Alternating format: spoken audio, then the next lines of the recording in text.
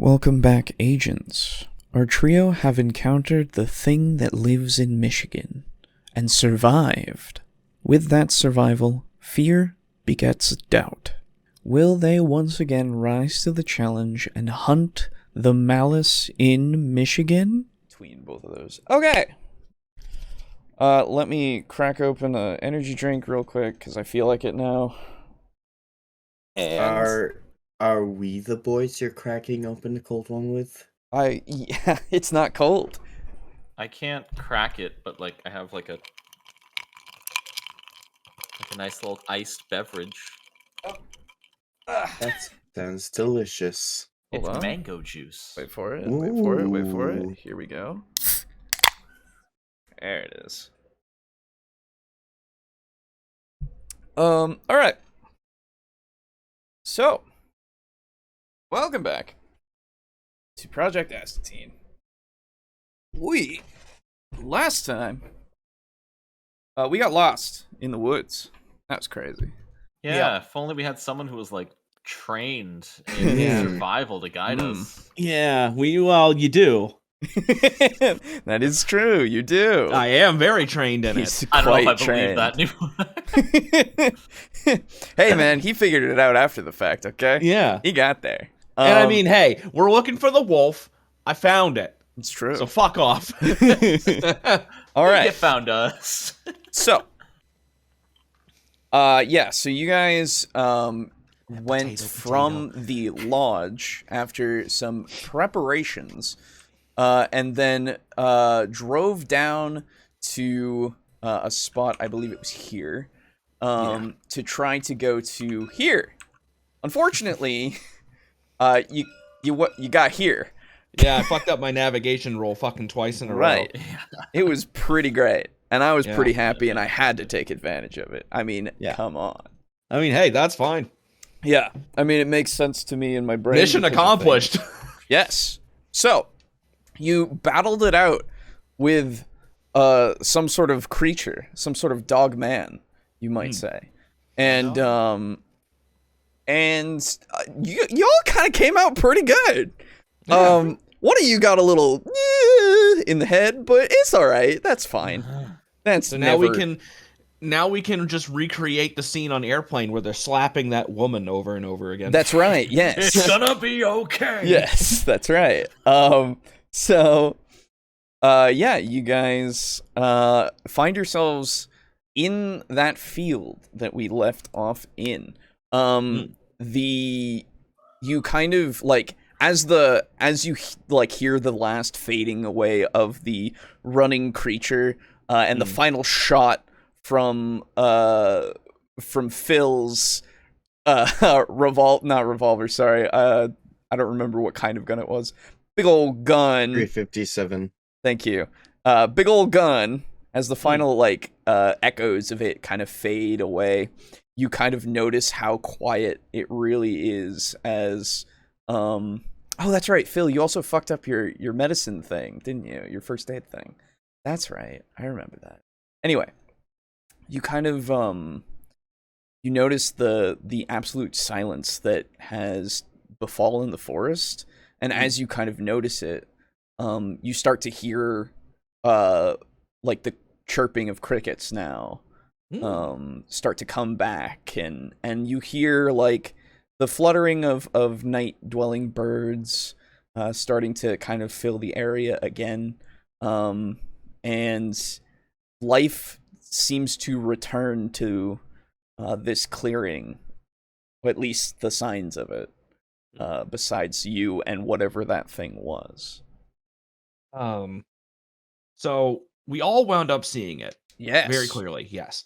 And I made a mistake last session where I had asked if the moon was full before I had seen it. So now that I have seen it, and now that it looked distinctly like a werewolf, I would like to look at the moon to see if it's full now. Looking up, the moon is, I think I said something different this time, but it's like a sliver. Okay, yeah, because I remember I do remember distinctly that you said that it was not full. Yes, it is not full. It is, in fact... Is that a waning gibbous or a waxing gibbous? Anyway. Depends if it's on its way full or empty. Which way it's going? It's on its way to. Well, it's just started to be full again, like going towards that. Then that's waxing. Oh, Waning is when it's slowly disappearing. Gotcha. Yeah, so it's waxing. Okay. Thank you, 5th grade science. Dude, I used to know that. Anyway, thank you. Well, now you know again. Well, I'll Phil forget it after still- this. Yeah, true. Phil still has like a death grip around his gun. Yeah. And his Absolutely. eyes are darting like back and forth, and he's like, "What was that? Was that a werewolf?" Well, that's probably what we're here for. Andrew just kind of collapsed in a heap on the ground and is just like, werewolves aren't real. It's not like a ghost or anything. You okay? Are we okay? We?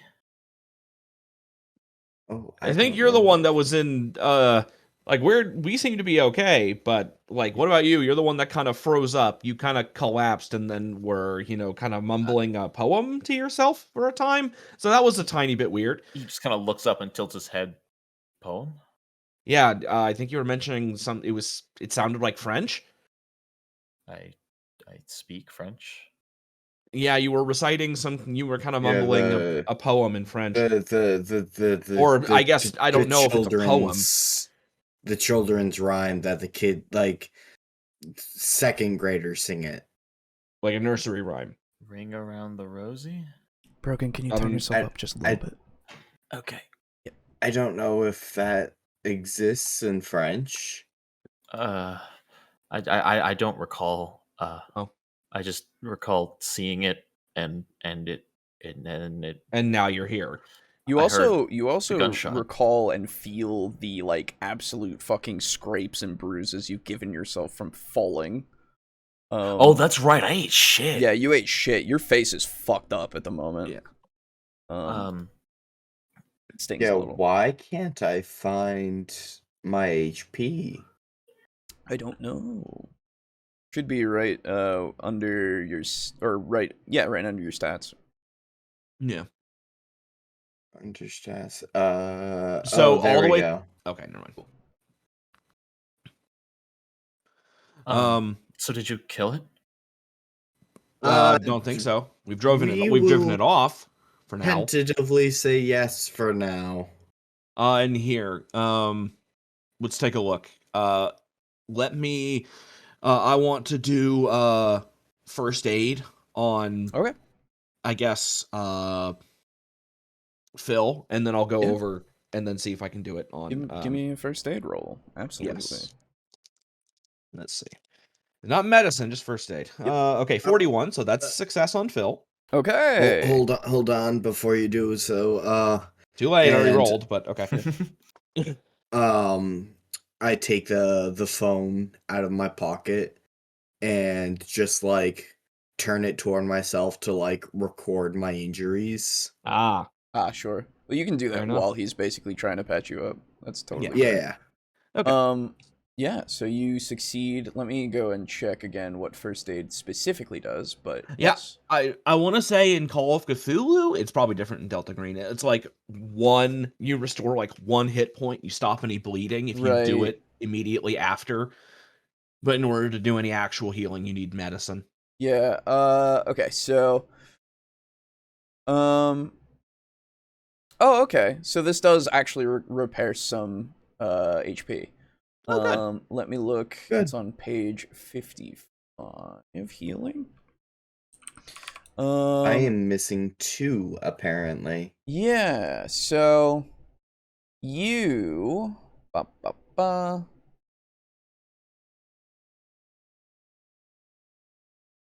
Okay. So I would say Boo, roll a d4 for me, if you would. 2. You get 2 HP back.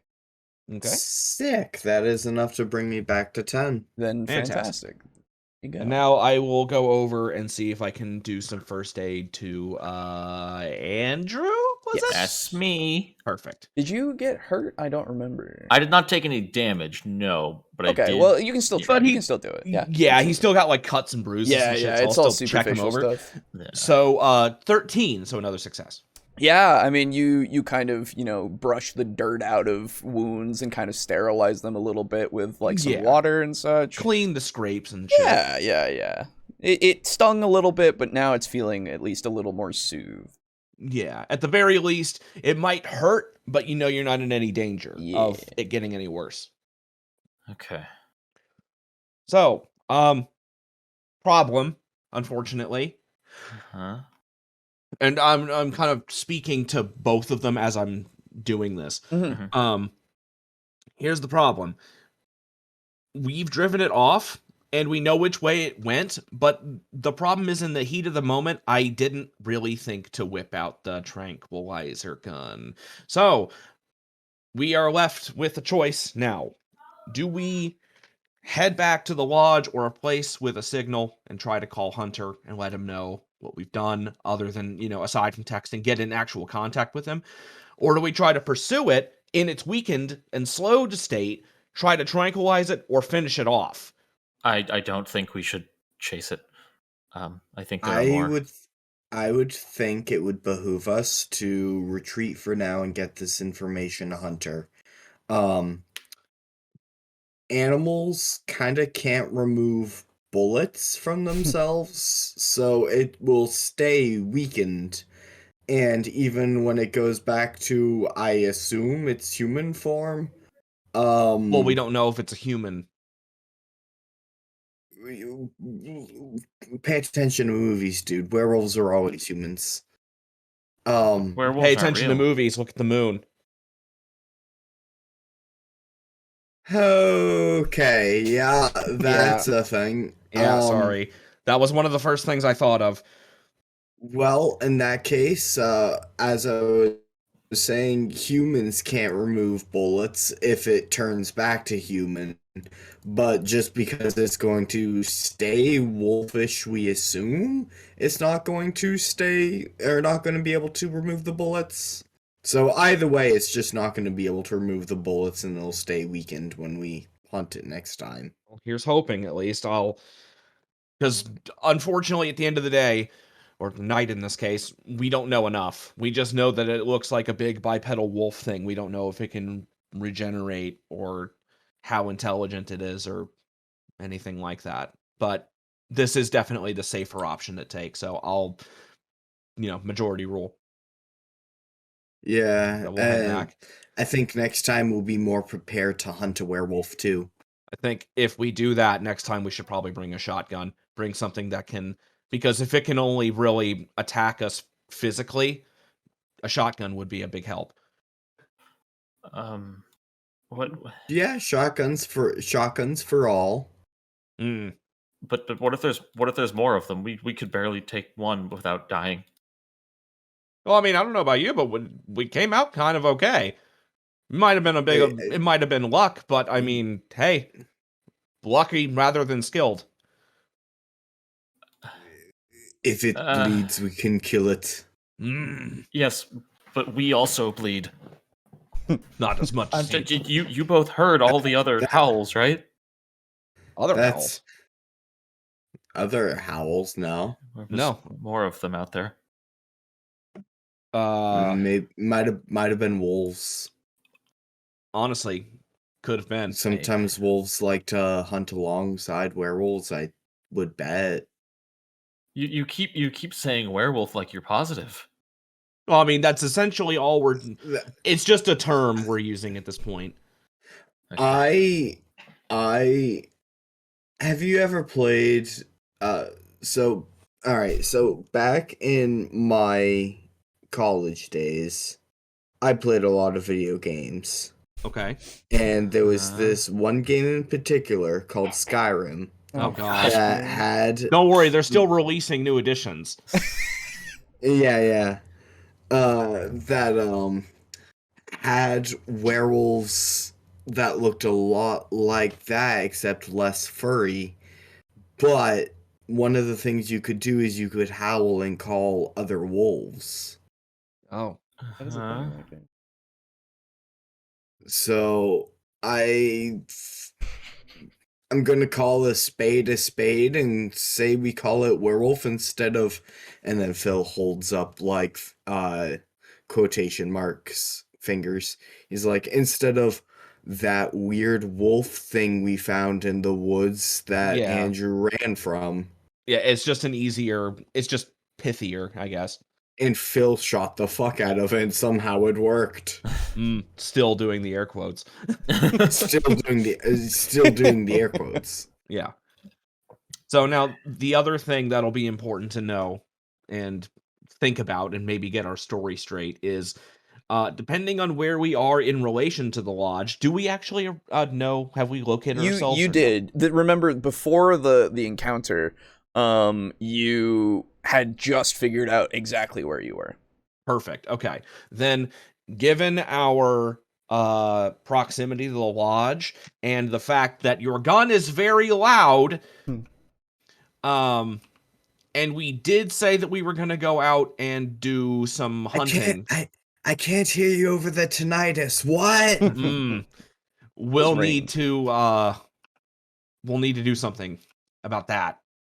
We'll need to come up with something. We saw something, took a few shots, and missed. A bear? Hey, what about just a wolf? Oh, okay. Hey, Andrew. Mm-hmm. Why don't you roll me a D100 for a sec? Oh. I just want to see something. Okay. Joyous. 68. Okay, never mind. You're good. Almost nice. Almost. Anyway, continue. I apologize. You're good. Okay, that works for me. So what are we agreeing on? It was a bear, it was a wolf, what? It was a wolf bear. A man bear pig. Got it. I think there's confirmed, but what about a coyote? Didn't we find coyote basically like stuff that what's his face had hunted coyotes? Yes. Okay, then coyotes. So wait a second though. It's been confirmed that there are wolves in the area. Only from Toby. Yes. Toby's the only one who said that he's seen wolves in the area. People are gonna trust Toby. That's fair. And wolves are a lot scarier than coyotes. If we say there's coyotes in the woods, people will say, yeah, of course you did. If we say there's wolves in the woods, people might go, oh, that's sort of strange. I can understand why the EPA is here, and that's sort of scary. I'm going to stay inside after dark. It's true. Okay. So then we'll say we ran into a small group of wolves, and we fired up in the air to make loud noise to drive them away. How about that? Works for me. And I lit the thing again to also scare them away. Okay. Because we'll probably smell like smoke after this. I would like to have a drink. I would too. Okay. Well, I know where we're going, and so... Question. Yes. Are you leaving the car way back? Yeah, I was gonna say. What I was gonna do is, I was gonna head south and then follow the road effectively. Oh, I see. Yeah, because if we just head straight south, and actually, do we have service here? In this little clearing? Here in the clearing, it's just a little bit. It's not too great. Could I connect long enough to download a compass app? Yes, I will allow it. I will allow it. Right. But do you check on your eggs first? Well, they're not that important right now. Can't have too many eggs in one basket. True. It's growth. It's character growth. Oh my god. Yeah. So I will download a compass app, one that doesn't have fucking DRM or online. Always online bullshit. And then we will use that to head due south. All right. Like, You download the best one that you can find that is free and also not always online. But man, sometimes an ad pops up every now and again. Oh, it has to load the ad first. Yeah, that's honestly fine because All right. that is okay. I'll get a better one later. Shotguns for all and a compass for you. So you know what? Actually, let's do this. Let us mark. Let's do like blue. I guess. I was actually going to ask, but where are we going to get a shotgun around here? And then I realized we were in like a super rural Midwestern town. I was gonna say, I'm like, yeah. Yeah, you can easily make a note of where you were. Yeah. Wolf. I love forgot it. that it has an F. I love it. No, it's great. Waff. Waff. Waff. Waff. There we go. All right. Okay. Yeah. Easily We'll enough. head south, find the road, and then just follow it west. Yeah, easily Easy. enough. You get there, you find the road, it takes you, I would say, about another hour's trudge. It's pretty late now. But you eventually get to the car. It is still there. And eventually take the road back to the Lost Pines Lodge. Huzzah! So you don't die. That's pretty cool. Yeah. So So for now. should we call Hunter like as soon as we get into our rooms? I guess. Probably a good idea. Okay, I accidentally locked all your. Anyway. All right. Well, so yeah, you guys make it back. As is usual, the going through driving here, you lose signal every now and again, because rural and also, it's it's all your phones and stuff, and eventually, pulling up, yeah, you see the familiar sight of the 3 cars, well, 2 cars and then yours, that are here, and you can. Where did the cars go? Well, anyway, So the werewolf's car. You eventually make your way back inside, I assume. How dare you assume what my character would do? I'm so sorry. And I'm tired after all that. Yeah, I mean, do you go in the front entrance? Or you go in the side entrance? I'm going in the front. Is this the kind of lodge where like we have to go inside to get to our room, or like are the rooms located? You have to go inside to get to the room. Yeah. Okay, then yeah, I'll go in the front. Yeah. Okay. Yeah, me too. All right. So you guys start heading in. Oh, zipping up my jacket before I go in. Good idea. Yeah. And yeah, you go inside and you see the kid that you left, who is manning the front desk. He's like half asleep as you open the door, and he kind of like starts, and he goes, "Hey, whoa, hey guys." Andrew just keeps walking. Okay. Oh, okay. Hey. Just walks straight to the room. Hey, Yeah, you just how's it going? Unsuccessful night hunting for now, I guess. Okay. What? Well, have a peaceful night. You didn't you didn't want your wake up call, right? That wasn't a thing, or did you? I forget. Either way, we've stayed up quite late. All right. Well, checkout's at 11, So remember that. Okay. Andrew's already gone. Yeah, I know. Oh yeah. And he's just like, okay, well, bye. As you guys walk past and go into your room. Bye-bye. Yeah. Bye. And so yeah, you guys end up inside of your room number 13. Yeah. Out with that. Yeah, I also did until right now. But yeah. Andrew, he would have gotten there first. So as you two finish walking back to the room, Andrew's just already at the desk with like a notebook open, everything in its place, and is just hunched over his notebook. Fair enough. All right. So Phil, sit down on the bed, like drop my bag onto the bed. Phil, do we want to sleep and rest, or do we want to call Hunter and then sleep and rest?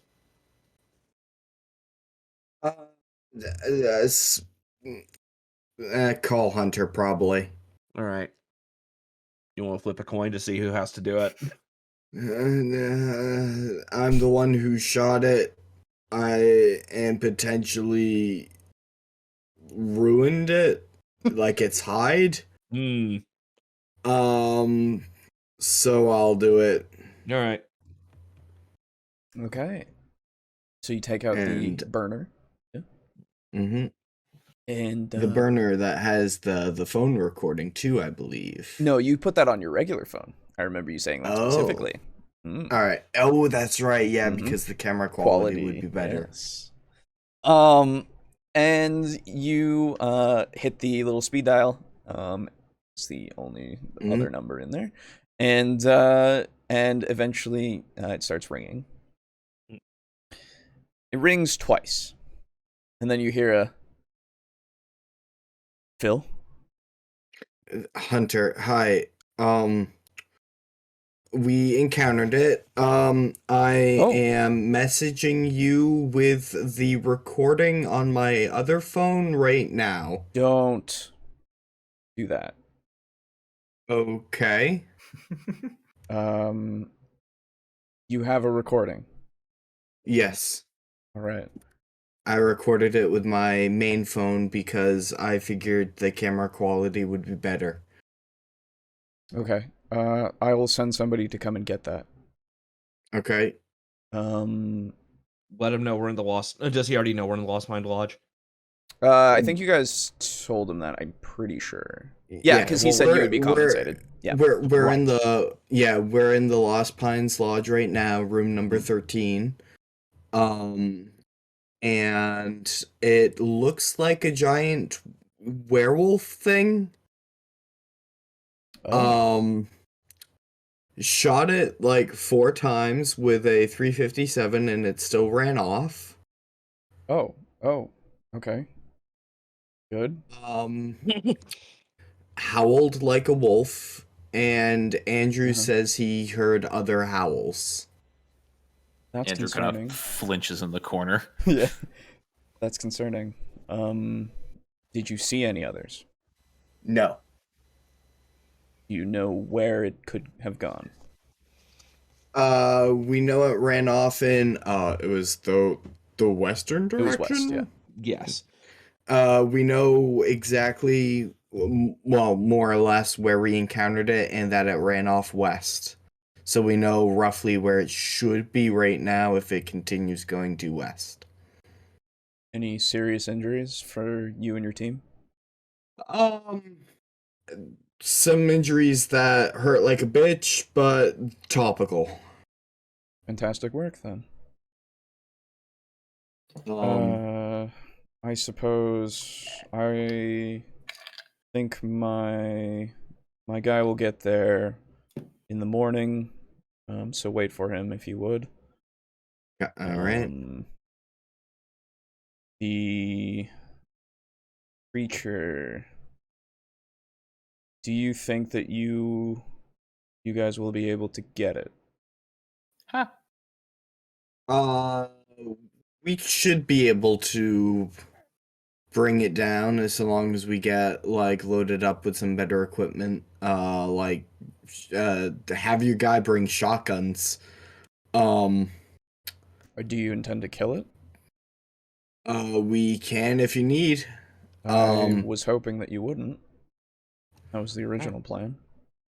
Then in that case, we can try to trank it. We still have the tranquilizer gun and all the darts. At the moment, we weren't able to pull it out. It came upon us too fast. Hold on, I'll put you on speakerphone with Andrew and Jesse. Jesse. And so I'll just repeat what I said effectively. Yeah, you do so. Oh yeah. Give me a second, Brogan. Yeah, no rush. So he so he kind of he thinks about it for a second and says, "Well, considering how big was the creature?" Somewhere in the range of 7 to 8 feet tall. Oh, quite large. Yes, I see. Interesting. I can send more trank guns, I suppose. If possible, could you send an additional trank rifle and a trank pistol if you have one available? Or a trank minigun. I can't do that, unfortunately. Trank napalm? I can get both of those to you, as well as another 30 more trank rounds.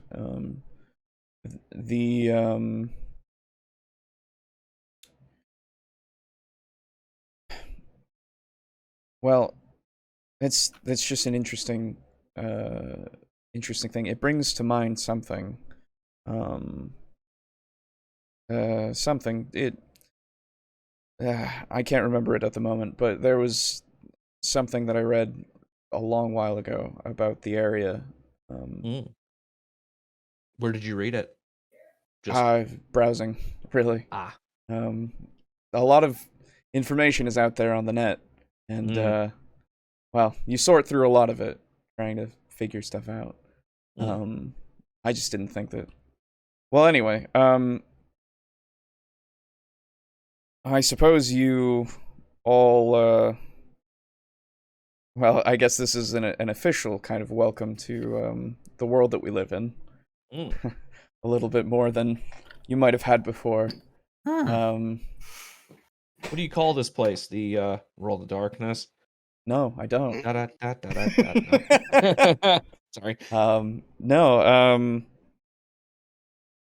I do apologize. I didn't expect the thing to be as bad as that sounds like it was. Though you all seem to be at least fine. So that's a blessing, really. Do you know... Well, I suppose, if you can, verify if it is... And I know it's a little ridiculous to say, but verify if it is indeed, like, a werewolf. We haven't ever seen one of those. So, if you could find out if that's what it is, that would be very useful information. We've never encountered one of those. So, I really believed that they were real. At the moment, that's just what we're calling it, since it's a large bipedal wolf monster. But I did check to see, due to its appearance, I did check the moon, and it is not full, so it may not be a typical legend werewolf. Well, to be fair, not all legends are real. Exactly. So, but I thought I might check just in case, because where there's smoke, there is fire. Of course, usually. And it's a good idea. Well, I appreciate the update. I wish you all a good evening, and I hope you bring back more good news soon. Actually, I have one question. Oh, sure. How long are these tranquilizer darts? How long does the effect last? Well, they're basically horse tranquilizers. So if the creature is as big as you say and is closer to a horse, biologically, it should keep it under for, well, it should keep it under until, we can get there if you pump it for, I would say, 5 darts worth. Okay. And then an additional problem is going to come up. Given where it ran away, we were relatively lucky in the area where we found it, because I'll admit I had actually accidentally gotten us lost, but we wound up in a small clearing, like a glade, and that's where it attacked us. It stalked us from the trees. However, while we were there, we had a very, very small amount of cell service. And if it ran away further west, when we managed to take it down and tranquilize it, we may not be able to get in contact at all. And we'll have to drag this 8-foot tall, potentially 300, 400 pound wolf beast back. Right. Is there any sort of anything you could give us that could either allow communication or potentially make that dragging a bit easier? Maybe, I'm not sure. What I can do is I can send a GPS waypoint, basically. Something that you can activate that I will be notified that it's been activated. Wonderful. And I can pinpoint it. Very good. So that will be brought as well in the morning. Fantastic. Yeah, well, well,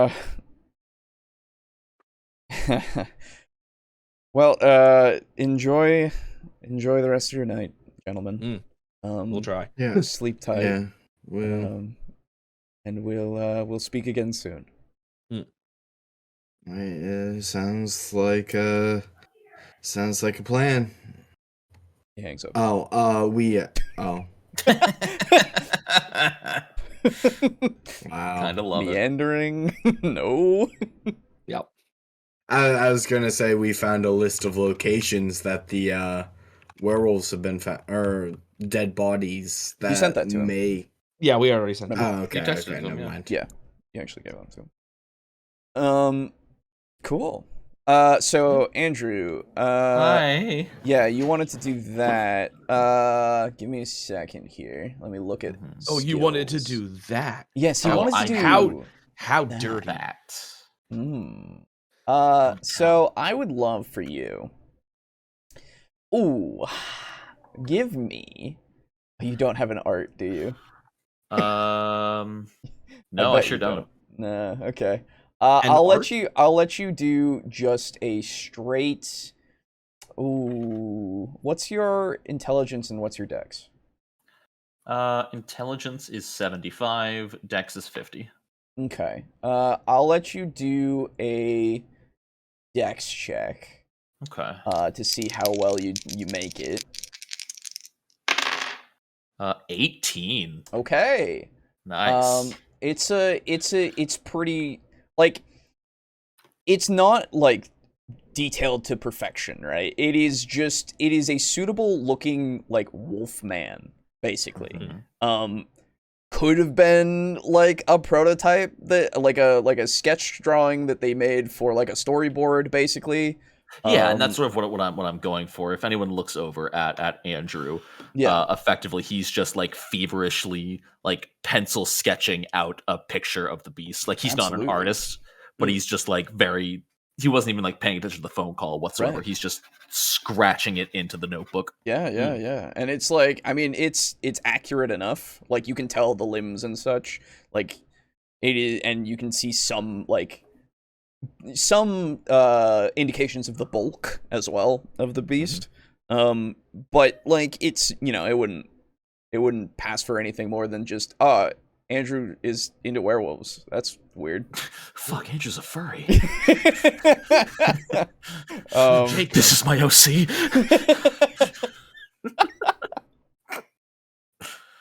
But yeah, so you can add your first furry pick to your inventory if you want. First furry pick. Yeah. I don't expect there to not be more at this point.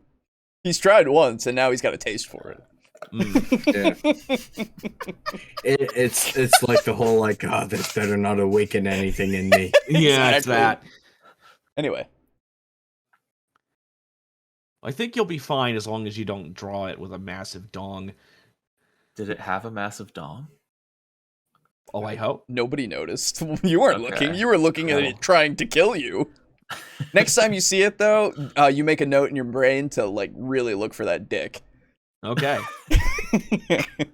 But if I see it has a massive dong next time, I'm gonna make sure to aim specifically for there. I understand. All right, lads. Phil will limp his way to the bathroom. Please don't say limp. Will limp his way to the bathroom. Yep. And slowly start undoing the bandaging and begin to take a shower. Yeah. Oh god, it's Easily gonna enough. sting like fuck. Yep. Yeah, Yeah. it does, but I mean, he's cleaning But himself it's off. how you clean wounds. Yep. Yep. You have a nice shower. It feels like really nice. The heat of the water maintains for enough. And then it starts to get colder towards the end, but it's all right. It's a pleasant shower.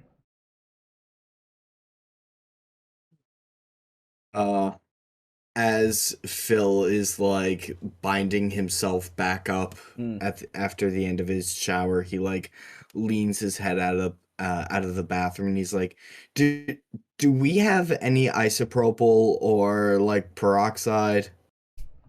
As soon as you say isopropyl, Andrew stops drawing, gets up, walks to the mini fridge, pulls out one of his blue moons, cracks it, and just fucking pounds it. I don't think I do. I think. Hey, if Andrew. Do hell yeah, man, chug. Do you mind if I borrow your vodka real quick? There's only like a quarter of the bottle left. And I'll poke my head back inside the door, take a look at my chest, and be like, poke my head back out. Yeah, that'll do. Alright, no, I'll reach into my pack, pull out the bottle, take one final like little swig and hand it off. Nice. I take it, and as soon as I feel its weight in my hand, I wince because I know what's ahead of me. Yeah. Yeah. You have fun with that, buddy. Sterilization. Good stuff. Mm-hmm. So anything else specifically you guys are doing before going to bed, I assume? I am face palming and remembering, fuck, I lost my throwing knives out there. Yeah. I forgot to grab that. True. Damn it. And then I'll probably just go to bed. Andrew's probably gonna be up late, Okay. Sure. both drawing and just trying to get himself Drinking and drawing. drinking and drawing and drawing and drinking. I'm tempted to go pour myself a drink IRL. Roll me a just roll me a D100. Okay. Me? Yeah. Oh. I just want to Okay. say something. 21. Yeah, you go through quite a few pages. It's kind of becoming a little weirdly obsessive, but I mean, you got quite a few renditions to go off of now. Any of them like kind of cute though? Woo! No. I believe it's pronounced uwu.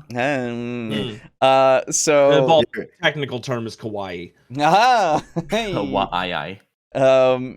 But you go like it is basically when you guys wake up and like look over to where Andrew is, I assume you just fall asleep at some point. I like to imagine he falls asleep at the desk. Yeah, exactly. Like So on his notebook. Yeah, you absolutely like look over and see Andrew is asleep in the chair on his notebook, face kind of drooling on one of the pages, but around that desk there's like 20 drawings of the creature.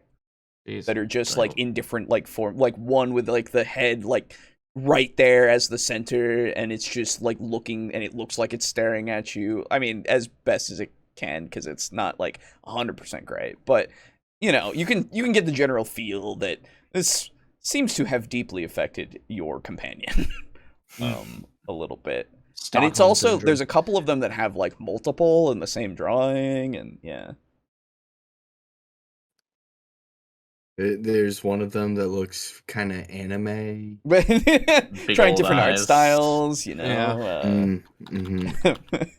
But yeah, so unless Got multiple, they look almost like wives. yeah. Oh. Okay. Wow. So Oh no, he's drawing harem anime. Put him down. so do any of you set an alarm I didn't. I just slept. That's fine. Nah, Yeah. dude. Phil is intentionally not. All right. So, that's a good question then. You guys did have a big day. Yes, we did. See. Yeah. Let's see. Really quick. How nice do people seem to be? Oh, that's the wrong die. There we go. Okay. So, you guys just collapse after doing your various things. Having a deep, maybe even nightmare-filled sleep, depending. Well, probably for Andrew. Or you're asleep 1 minute and then you're awake the next. But you are awakened by the door being banged on. And you hear an old woman on the other end of it saying, "Excuse me! Checkout's in 30 minutes!" Phil gets up from his bed and he's like rubbing sleep from his eyes and going, "Oh, thank you." Andrew's still asleep. Yeah, that's fine. And she eventually walks off after hearing you. So yeah, you're up, Phil. Okay. We staying here another night. Your companions are still asleep.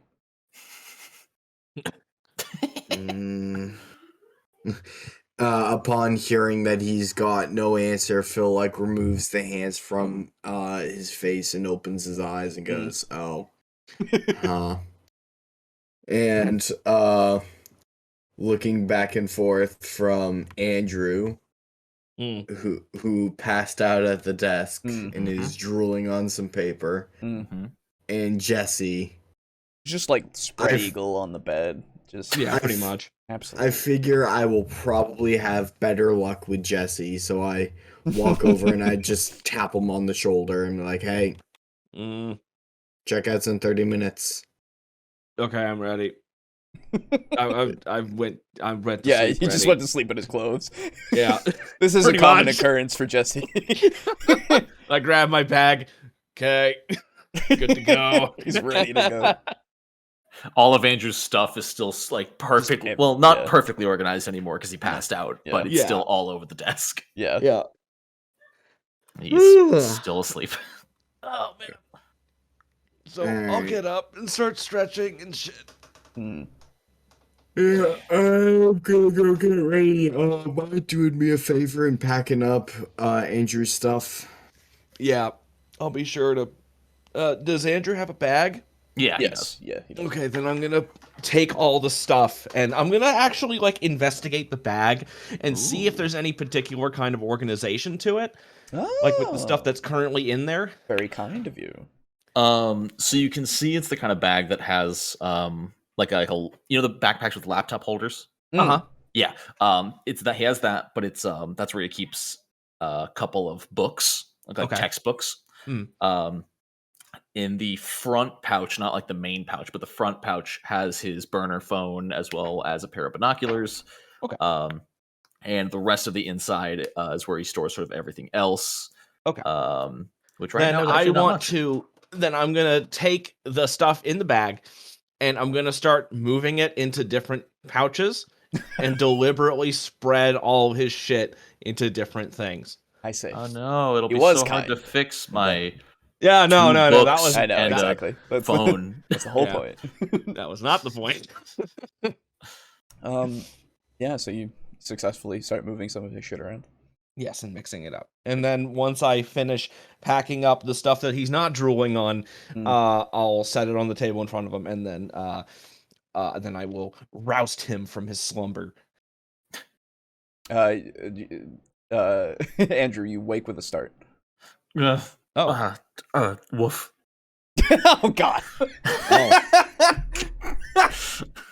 I know. Andrew wakes up and goes, "Oh, what's this?" I hate that. Anyway. What is it? Checkout's in 30 minutes. So. Okay. Yep.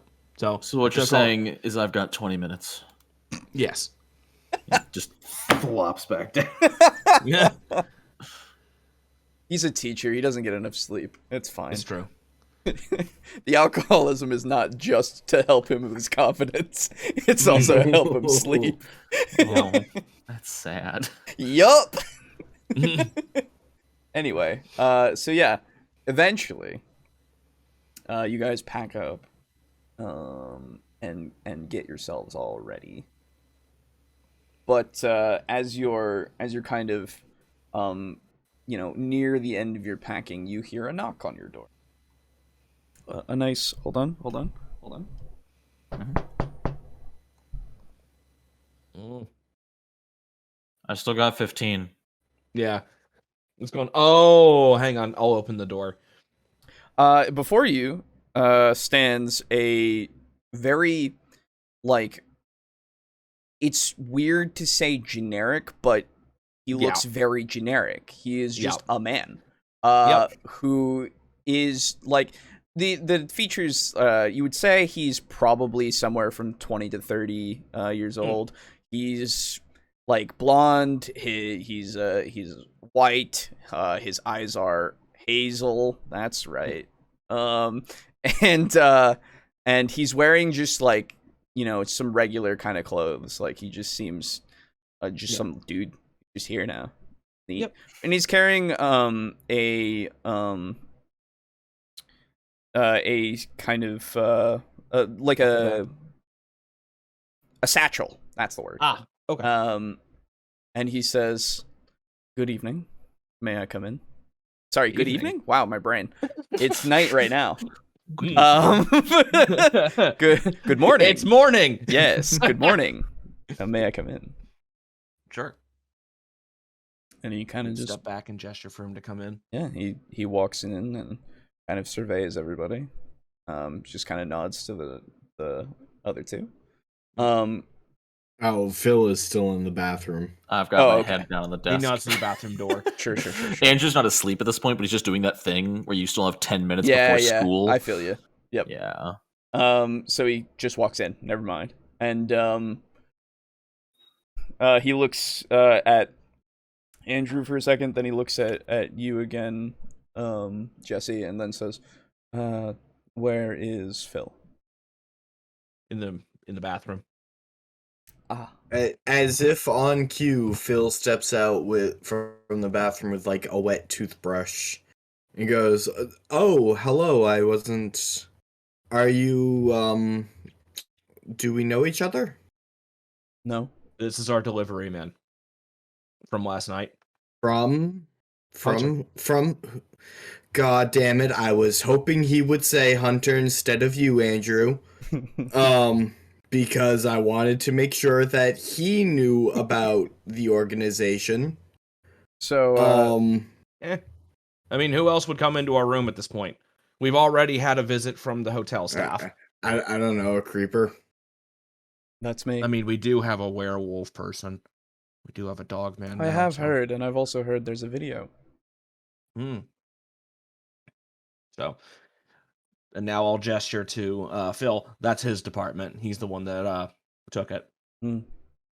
May I unzip part of my bag and I hand over my cell phone. Thank you.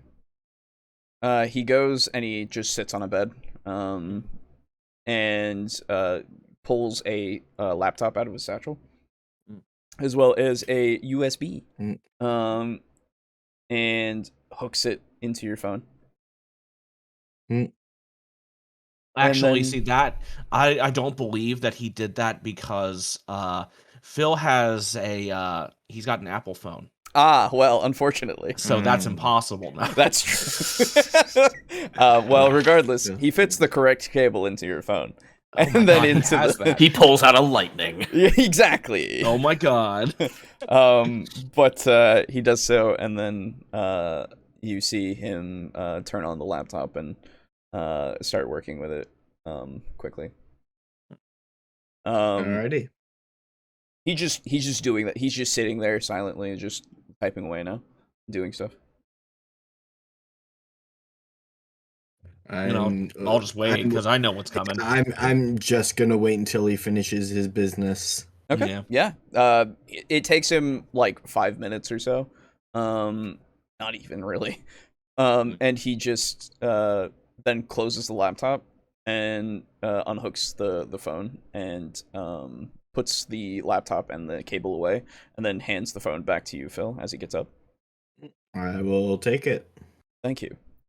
Of course. Your delivery is with your van. Perfect. Okay. All right, and he just kind of nods to both of you, and then makes his way out the door. Okay. So as after he leaves the room, Phil kind of like stands up and begins to stretch, and he's like, "So what's the plan for today, gents?" Well, I would say first off, we leave, and then I'd say breakfast, and then I'm with you so far. And then I guess we head to where we need to go. I guess we head back to where we were before. And then now that I actually have an app that works, a compass that works, we just head north from where we were and we start heading west in the area that we fought the beast from. And if there's any blood trail, we could maybe track it. Not to ruin your plan or anything, but do we really expect to just fight this thing head on? We're not going to fight it. We're going to tranquilize it. Yeah. And I mean, we have to find it, or at least find a trail in order to do anything. Trail. Plus, if one person was able to fight it off, I would assume 3 would be able to fight it off. By my estimates, 3 times easier. Yeah, and if we've now been outfitted with better weaponry, be more prepared. Yeah, we should go shopping first. Like, just pick up some extra ammo. Maybe pick up an guns an actual compass. Guns at least to ward it off, not necessarily to kill it. Small, like lower calibers. Yeah, just something that'll kind of sting it or something and distract it while someone loads it up full of, what was it, 5 trank shots? Yes. That's what Hunter recommended, at least. So get some emergency like food, emergency blankets, a tourniquet maybe. I feel like puts a hand over his chest and he's like, I don't think a tourniquet would help on the torso, but if there's a limb, I can verify from experience a tourniquet would have been nice. I can help keep an eye out for it, but I'm afraid as far as firearms or anything, I'm no help. Neither are we. Neither are we. We're all equally shit. So how do they expect 3 untrained people to be able to tranquilize something that could kill a man? Yeah. It's not on my it's not my place to question the organization. Then why are we going out to kill ourselves? We're not. What is your plan? If you don't know how to use, we just described the plan. If you don't know how to use the firearm, you have flaw. Okay. And you don't know how to talk normal. So, I mean, hey, but you make it through the day, don't you? Yes, because a giant wolf isn't tearing into my throat. But we made it last time, and gold darn it, we're going to make it this time too. Maybe, hopefully, probably. Andrew's gonna walk out of the hotel and call Hunter. Okay. Sure. Yeah. You walk out into the front of the hotel. Yeah, make sure like there's no one around or anything. Yeah, absolutely. Yeah, you call Hunter. Hunter, not to interrupt you or anything, but I have questions about the goal and the means to the ends and the exact people you've hired for this. One at a time, then.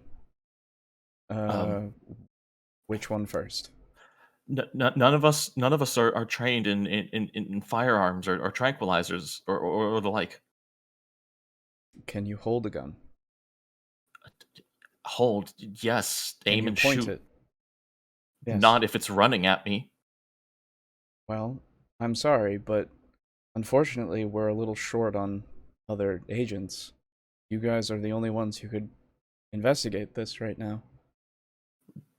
We're going to relying die on you.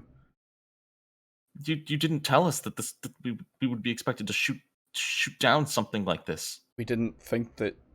We didn't know what it was. Well,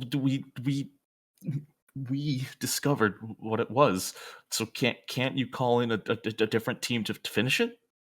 Not that we'll reach there and actually beat Andrew.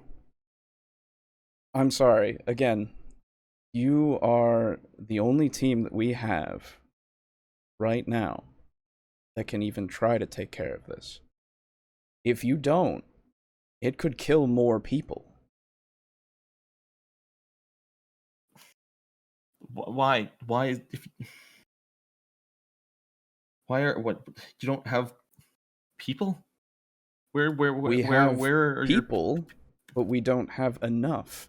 More things have been reported than there are manpower right now.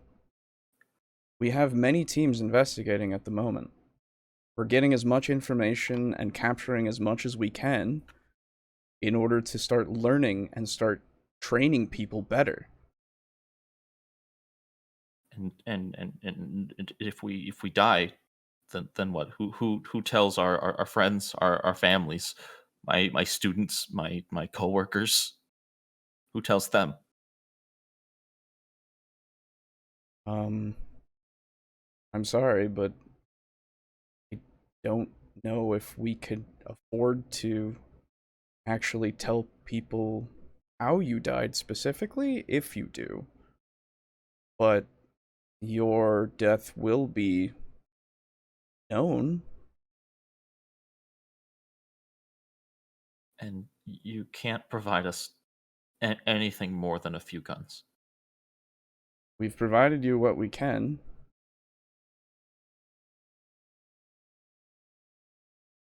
Okay. And Andrew will hang up. Okay.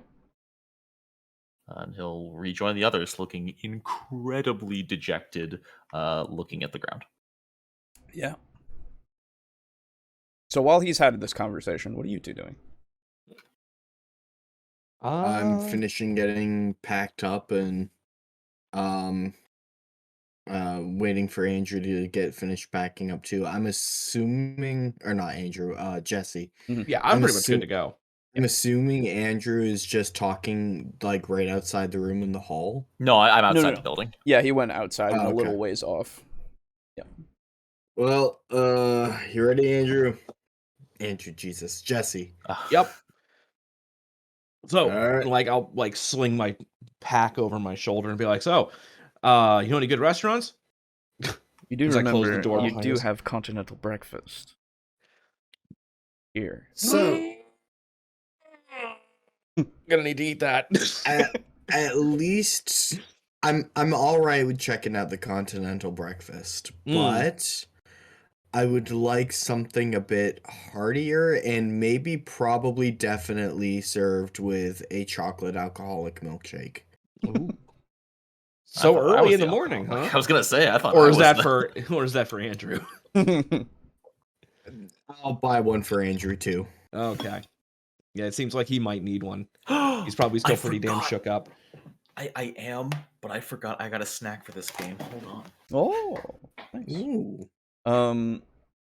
So yeah, I guess we'll say I hear Brogan say he has a snack for this session, yes. And here I am feeling incredibly jelly beans. I don't know why buying a milkshake for Andrew reminded me of it, but I got fucking goldfish, boys. I also have goldfish. Who the hell eats goldfish? They're living animal. No. They're so cheap at the pet store, though. I know. That's true. The best part about them is they're the snack that smiles back, so when you can see the fear overtakes their eyes. You eat them when they're long dead. That's why they're more crispy and crunchy as opposed to like slimy and gooey in the inside. Yeah. Ugh. I prefer the whole slimy yet satisfying aspect. Okay, fair enough. Like an oyster, you can just swallow it. True. So you guys start making your way towards the continental breakfast, and Andrew joins you at that point. As you're like walking across, and you see, actually you wouldn't see her right now. Anyway, so I get the distinct feeling that there's a woman in the room. No, not in the room. No. I know. So yeah, you see Andrew come back, who is absolutely upset, but it, joins you as you make your way over to the cafe. We'll get you some booze at some point, maybe, hopefully, probably. At least I can be drunk when I die. Yeah. Yeah. There you go, buddy. Yeah. Awesome. The spirit. So don't need to be a Debbie Downer when you die. So you guys make your way over to the little kind of, not cafeteria, but the little food and dining hall. That's the one. There you go. Got there. Yeah, brain takes a second to start connecting things. So eventually going there, and you actually see a couple other people in there. You see an elderly woman who is sitting down chatting with a very familiar face. Looks like Toby Marsh. Shit. Sitting down, hanging out, having some breakfast with her, chatting. And that's all you see of people at the moment. Okay. And the continental breakfast is there for you to enjoy. The Toby actually would be facing you, so he kind of notices all of you and just kind of puts a hand up and waves. Yeah. Is it a serve yourself breakfast, I'm guessing? Yes, it is it's all laid out on a few tables that are on the wall right to your right as you kind of walk into the dining hall. Are there yogurt cups? Yes. Andrew grabs one yogurt cup, sits down at the table, and just what stares flavor? at it. Strawberry, duh. Of course. Okay. Easily done. Just stares at it. Doesn't even open it, trying to will himself to eat. Didn't even pick up a spoon, just is looking at the cup. Yep. Just drink it out of the cup. Yeah, I've done that. It's a cup. Oh yeah, I've done it too. Yeah. So yeah, what would you guys like to? Would you like to eat and do other things, or? Well, I'd like to browse the breakfast first. What food is offered? Yeah, I know what's in a continental breakfast. Okay. So then let me ask: are there pastries or anything that, or is there anything particularly filling looking? They're bagels. There are. Do they have the little plastic cups of pre-portioned cereal?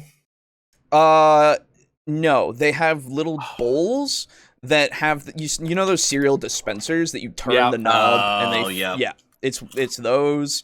And they fill them with off-brand because they're cheapskates. Actually, yes. Yeah. You know what? Yes, actually, because here that would make sense. Yes.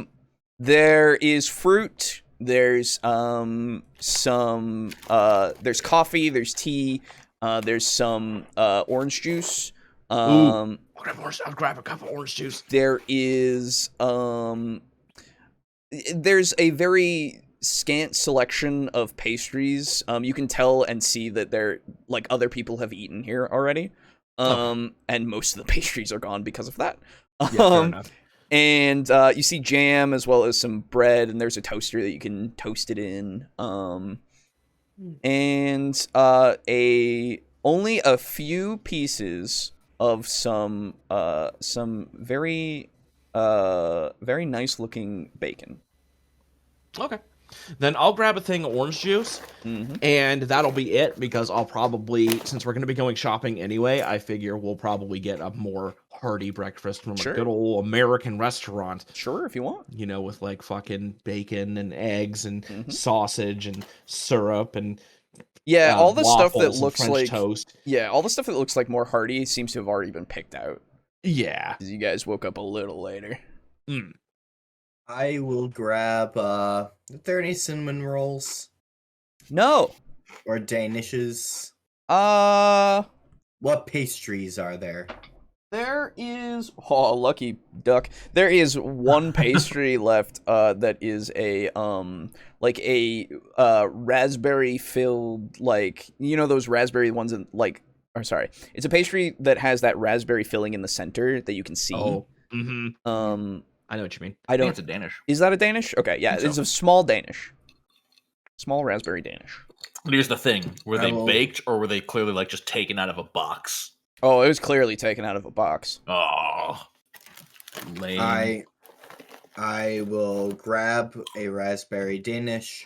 You grab the last one. Singular slice of bacon and a glass of OJ. All right. Lovely.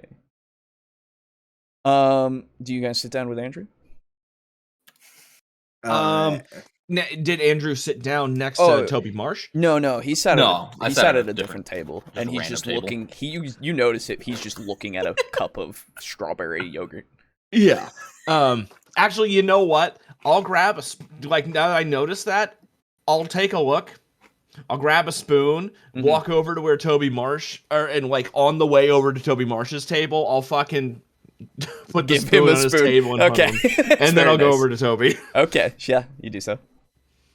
I will. Toby's in the process of talking to some chick, right? An older lady at the moment. Yes. They're just having a casual conversation. Doesn't seem to be like too... It isn't on Phil to judge. She's going to walk over and down and sit next to Andrew and silently wish Toby Godspeed. All right, fair enough. So you guys start. You sit over there with Andrew and enjoy your meal. And Jesse, you walk over. And Toby says, "Oh, hey, morning. Didn't realize you were staying here as well." No, I'm not. I just came for a bit of a pit stop, really. I see. Yeah. Going out on another hunting trip today? Well, I always do. Most every day. You know, it's just usually pretty good hunting. I see. Well, was. Sorry, have you met Nancy? Nancy Drew? No. I don't believe so. Has Jesse actually? No, you haven't. Okay. Can't say that I have. Well, let me introduce you. Nancy, this is Jesse. He's part of the EPA. He says kind of conspiratorially, you know? Yeah. Like, and then I'll like lean in and like smiles like big scary government secrets going on. And Nancy gives a little chuckle and smiles and says, "Well, hello." And just extends a hand for a handshake, obviously. We'll shake it. Well, how do you know Toby? Well, we were sent here by the agency to investigate the area due to the recent and very unfortunate deaths, as the agency believes there may be something to do with the area's groundwater and the area in general that may be causing these animal attacks, and so we're here investigating that at the moment. I see. Mm. And both of you at the table, you can hear this like clearly because there's no one else that's in the fucking place. And it's kind of echoey, you know. So anyway, she says, "Oh, well, good. Somebody needs to figure out what's going on around here." Indeed.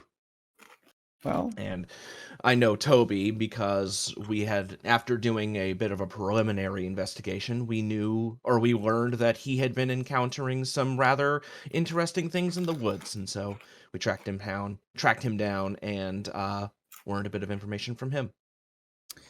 Oh yeah, I remember him talking about those. Very nasty business, that. Mm.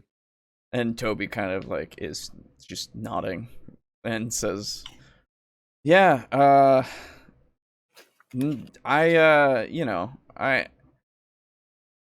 hope I don't find any more of that stuff, honestly. I hope you guys really figure this stuff out quick. Well, it's just concerning. It's not going to stop me from going out there, because he kind of pats his rifle that he has on his back still. And he says, I'll be fine. It's just, everybody else, I kind of worry about him. Well, we actually intend to be doing a bit of preparing ourselves, going out, doing some shopping, getting some slightly more hearty breakfast than what's on offer here. But we intend to be doing a bit more investigation. What direction did you intend to head? That way we might not, hopefully we don't overlap, and since we don't currently possess any orange clothing, hopefully we don't shoot each other. Yeah, I'll be heading a little west of here, actually. I see. Yeah, I'm gonna see a bit farther out, see if there's anything out there. Hopefully bring back a good buck. We'll see, but well, good luck to you. Thank you. And hey, maybe we'll beat you to it. Yeah, probably not. Well, I didn't mean to interrupt. So I'll head back over to my associates, and you guys can continue your conversation. It was nice speaking to you again, and good to meet you, Nancy. Oh, good to meet you as well. And they, give you their and then pleasantries. And then I'll head on over to the table with Andrew and Phil. Yeah. Has Andrew willed himself yet? Let's see. I'll make a power roll. Make a power. Ooh. Yeah. I rolled a d20 and a d10. That's wrong. So it's still a 40 something. So I'm still fine. 43 on my 60 power. Oh yes. so Phil across the table. You see like a shaking hand to Andrew, like managed to put one hand on the base of the cup. Grab at the corner, pop it open. And he continues to stare at it. Phil is watching you eat your breakfast with like the same enrapturement of a super hard hitting drama. Like he sees you clamp a hand around the yogurt, and he's like, "Oh!" Internally, he's like, "Oh fuck!" Sees you like grab the spoon, he's like, "Oh shit!" And then sees the spoon inching towards the yogurt, and he's like, "Oh come on, do it!" And then I'm making a second check to actually eat it. Opening it was step one. Right, of course. It's an 80. And so Phil, you see him stick the spoon in. And then he lets go and slumps backward and stares at the spoon sticking out of the yogurt. Phil visibly deflates. And there goes my erection. Exactly. Well, you were so close, buddy. I sure was. So, just 1 month out of retirement. One last job. Yeah. I'm too old for this shit. Yep. So, I don't know. How old is Andrew? He's like 26. He's a young man. Oh, he's 31. A little bitch baby. Yeah, okay. He's got his whole life ahead of him. Yeah. Well, Phil is 29, and he's like, God help me when I'm 31 and too weak to eat yogurt. And I'm fucking like 33 looking at these bitches, and I'm like, why am I the most active out of you two? As you're eating your breakfast and attempting to eat your breakfast, you kind of, hear the murmuring of just the casual conversation between Nancy and Toby. Mm-hmm. And eventually Toby kind of gets up and, excuses himself and slings his rifle a little bit more securely and heads out. And Nancy kind of goes over to the continental breakfast and kind of tidies up some stuff and takes some of the plates and starts making her way out of the dining hall. As Toby starts walking away from Nancy, Phil will wave hello. Toby waves. And probably would take that as an indication and would walk up and say, "Well, hiya, gents. Didn't get Morning, to say Toby. Didn't get to say hello to either of you, so figured I would before I head out." I figured I wanted to say hi, but I figured I wouldn't interrupt your conversation.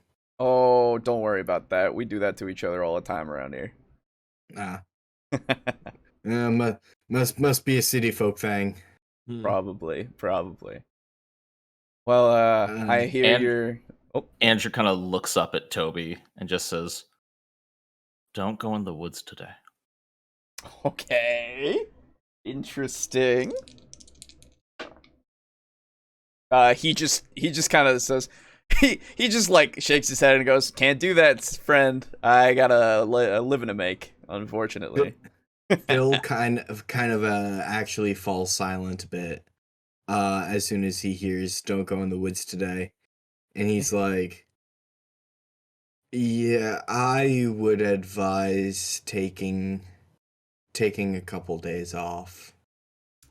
Well, I mean, I can't really do that very reliably. It's kind of the way that I make my living, as I said. So I mean, so why? Well, do you want to die, Toby? Okay. No, he gets a little bit like startled. He goes, I don't think it's that severe, Andrew. Why don't you go get some more orange juice? Yeah. Keep eating your yogurt, buddy. Untouched yogurt. Yeah. That nice, tasty yogurt. Scoots his chair out and goes to get a glass and Toby watches you like get up and go over for a second, and then kind of turns back to both of you and kind of leans in and goes. He leans in and says, "He all right?" We went out hunting and saw some things, and I don't think the hunting lifestyle suits him. Yeah, well, it's not for everybody, I guess. Yeah. He seems to just only kind of not like he's like not picking up entirely on what you're going on about. He's just kind of like a little concerned about Andrew a little bit. We went to where you saw, I believe, were wolves seen in that area. Yeah. We went to where you had seen the wolves, and we saw a big wolf last night. You did? Woods, in my expert opinion, as part of the EPA, woods are sort of a dangerous place to be right now. I would take a couple days off until we can get to the bottom of this. We've already called our superiors. Are you gonna hunt them down? Are you gonna hunt the wolves down? Currently, that's the plan. What? I can help with that. Not hunting and killing, but like tranquilizing, studying, finding out more info. I can help with that. But you're sort of a civilian. Yeah, but I mean, I've been hunting in these woods for years. I know them pretty well. I mean, I could help. I understand that, and thank you, but I promise you, and Phil sort of kind of sighs heavily, and he's like, "My boss is kind of a hard ass, not gonna lie, man. Even were I to call and to offer your help, I'm just parroting what I would hear, which is he is a civilian, make sure he stays inside." Make a persuade roll. Sure. If you I should probably get dice. I feel that. Don't worry. Is there any way that I can help use my persuade to aid with my like threats from before? No. Not with persuade. Yeah, that would be. He's a little put off by you. So honestly, it would probably hinder. I mean, there's negative persuasion. Yeah. Don't worry. It's all right. I mean, but the thing is, at the moment, and you did walk away. Didn't? Oh wait, no. We just told you to eat. Yeah. Well, no. I did walk away, but I still said something during that encounter. You said something beforehand. Yes. Don't worry. It's already taken into account. Okay. I rolled a 78 and I have a 21 persuade. Okay, you fail. Nice. He kind of like, he kind of just goes, all right, sure. Fair enough, I guess. And you can see he kind of like, well, you see, like, there's a little bit different of a tone in that response. Yeah. And he just kind of says, well, I guess good luck with it. Thank you. Be safe. Mm-hmm. And he just kind of, like, looks you guys over for a second and makes his way out.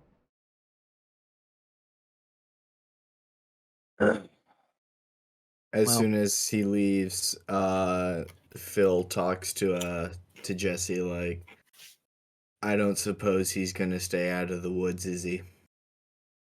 Probably not, but I just hope that he won't try to follow us or go in the same area that he mentioned, because I kind of tried to jokingly kind of persuade him to not go to the same area, but who knows? Andrew comes back and sits down with a cup of orange juice. They were out of Danishes. It slightly sloshes. I'm sorry to hear that, man. So as you see Danish crumbs in front of Phil. Phil says, wiping the Danish crumbs off his face. So actually, now this brings up a whole new problem, I think. Do we even have the time to shop and prepare? Because all the time we take to go eat a better breakfast and prepare could be time that Toby is out there potentially being, well, die. Very die. There's... So it's sort of like how when someone is getting, like, shocked by an outlet and they freeze and kind of clamp up, and your initial reaction is to try to help, and then you wind up getting shocked by the outlet, and then you both die. Moral of the story, we need to prioritize being calm, preparing properly, and fixing the problem better rather than quicker. All right, fair enough. You know what I'll do? I'll do this.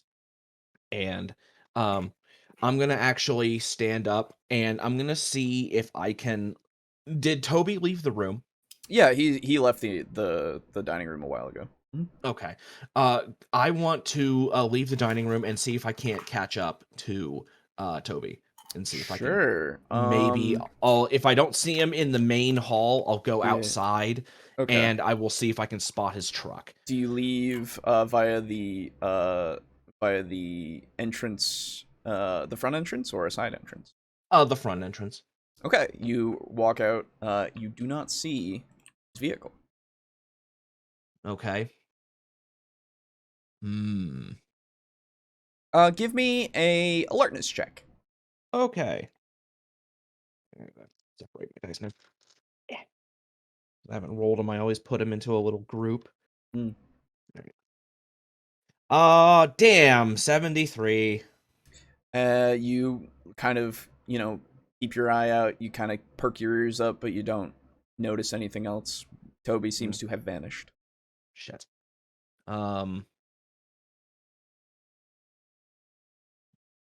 when we came in last night, we saw those 2 vehicles, right? Yes. Were either of them a truck? No. Or no. Okay. And they're both gone.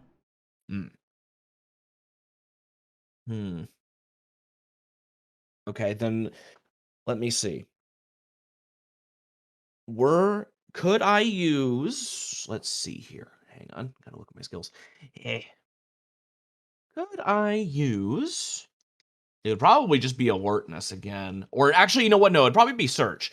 Could I use search to examine the like tire tracks in the area, if there are any, like if there's like gravel or if there's dirt or mud or anything? So there's no mud, but you could try because I just want to see if I can find what seems to be the most recent ones. Yeah, you could either use search or survival, I'd say. Okay. Because it's a tracking kind of thing. Okay, then I will use search because it is 1 higher than my survival. Yes. All right. Fair enough. That is damn it. There it is. 56. Okay, so that is a success. Jesus. So you're looking at the tire tracks. You're trying to figure out, sorry, what? I was trying to see if I could discern the most recent ones, because I'm willing to bet fewer people have left in that. You know, he's probably the most recent person to leave. The most recent tracks, tire tracks themselves, are from those 2 vehicle spots. That you saw before. Okay, then I want to look around the side entrance that you mentioned. Okay. I'll try going there. Sure. You go over to the side entrance. You're gonna try to search again? Yeah. Okay. Give me another one because it's different than a tire track. Yeah, that's fine. Damn, 84. Okay. Too much traffic went through here to that wore it down too much, and since there was no rain before, you're not able to really see any tracks. It's just general dirt. Okay, that is fine. And gravel. And so since I failed the search, I add a %, right? You will add a percentage at the end, yes. Okay, yeah. For some reason, I can't do the little pip box. So what I do is I add a % with an asterisk, so I know that's one that's lower. Fair. I it's the one thing that's not that's lacking from the sheets. So whilst Jesse takes a little time to do that, inside in the dining hall, are either of you doing anything? No. Phil? Ooh. Are you not scared? I'm gonna use the restroom real quick. Yeah.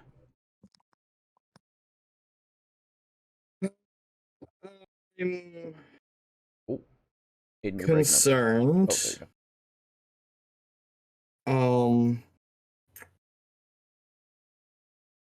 I think it is definitely dangerous, but I don't think insurmountable. It was 8 or 9 feet tall. Even a person that big could hurt you, but that thing has claws and teeth. Yeah, and also would be us, like, it's just a big animal, big dumb animal. Like, a rhino could probably kill you too, but those things have pulled a big old nearly get extinct like a bitch.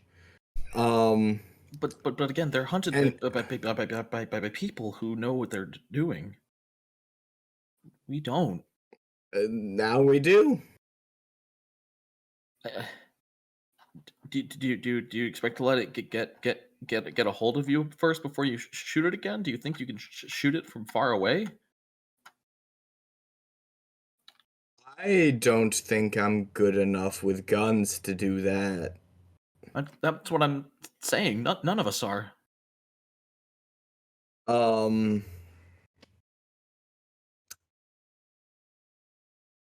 None of us have any training in firearms or tranquilizers.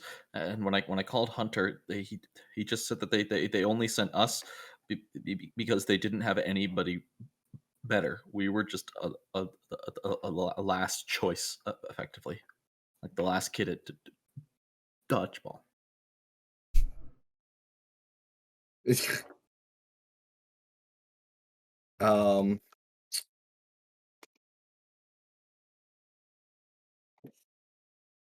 I would say that we're sort of in a situation where there is no saying no and just refusing to hunt this thing. Of course not. That would be cowardly and would cause more people to die. So, our only recourse is to decide, yes, we are capable. And instead of second guessing everything that we do, to move forward with boldness. Can you try to persuade me? Sure. Yeah, why not? And if you do so, I will have you do something, maybe. Ooh. 14. Oh, yo! That's a successful persuade. Okay. So respond if you would, and then I will have you make a roll. I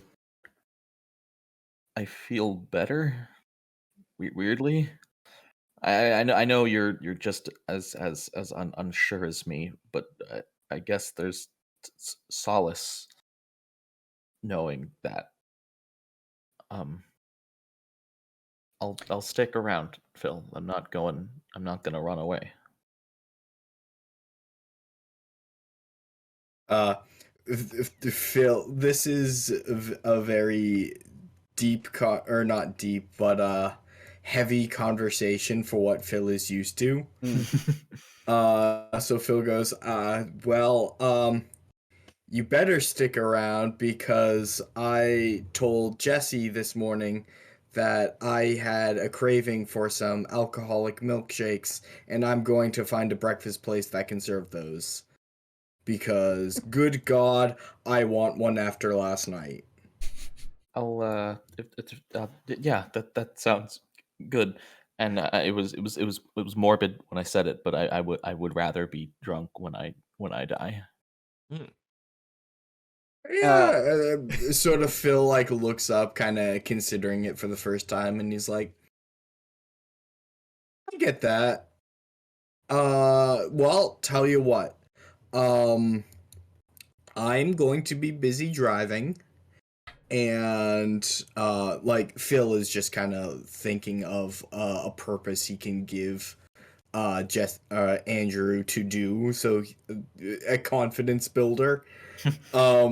So he's like, tell you what, I am going to be driving, and if I stick Jesse on this, I know he in fact won't do it and just play egg hunt, whatever. So how about you find us a good breakfast place that has, stuff that looks good to you, and maybe... I thought you already had a place with the milkshake. Nope. How do you know they have alcoholic milkshakes? I will drive there if I have to. It will be lunch if it has to be. Okay. I'll do that now. I wanted to do more research in the car. Yeah. So I will stick you on that task. And I just type into Google alcoholic milkshakes near me. Right. Yeah, that is what you do. You know what you do. For the sake of this, I will say you do find that in the city proper there is a place that will do that for you, even though it's near noon. Yeah, and just because I don't know, man. Sure. So wait, now is this area city proper, or is city proper like a ways out? No. City proper is back in the city. This is town that you guys are in right now. No. Yeah. That's like, it's like a 30-minute drive to get back into town from here, and it's not that bad. No. Yeah. And honestly, it wouldn't take you too long to get there and get back, obviously. Cool. And yeah, so you find that out.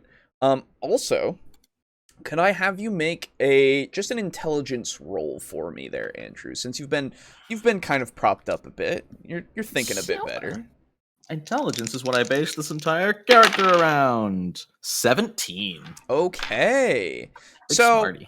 you're thinking about it, and you're like thinking about how, kind of trying to rationalize some more stuff of like, oh, you're not as trained, you're not as prepared. How could I maybe, compensate for that?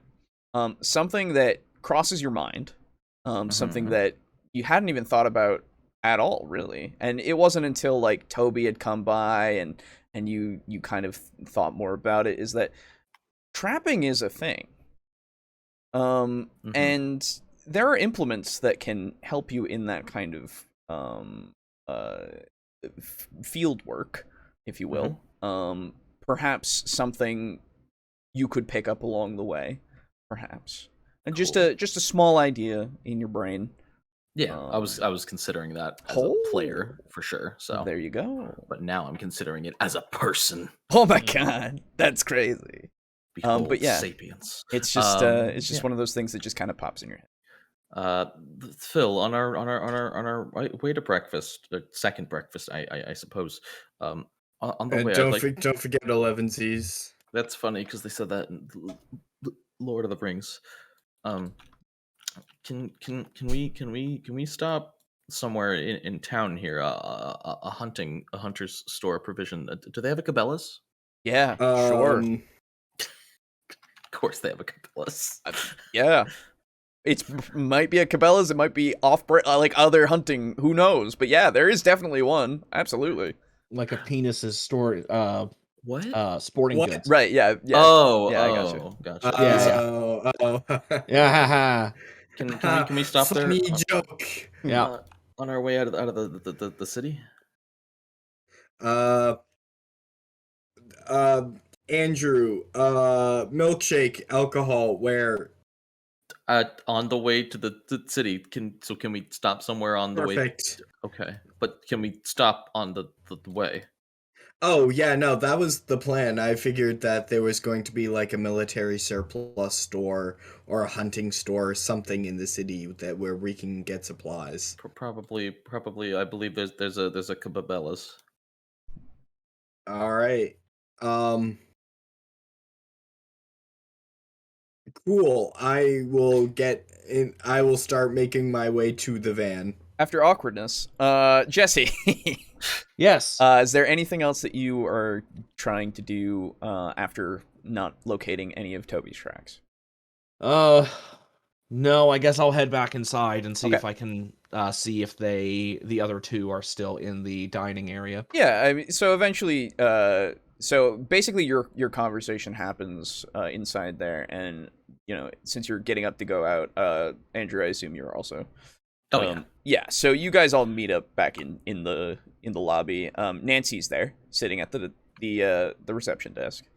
She just kind of gives you all a warm, grandmotherly smile. And that.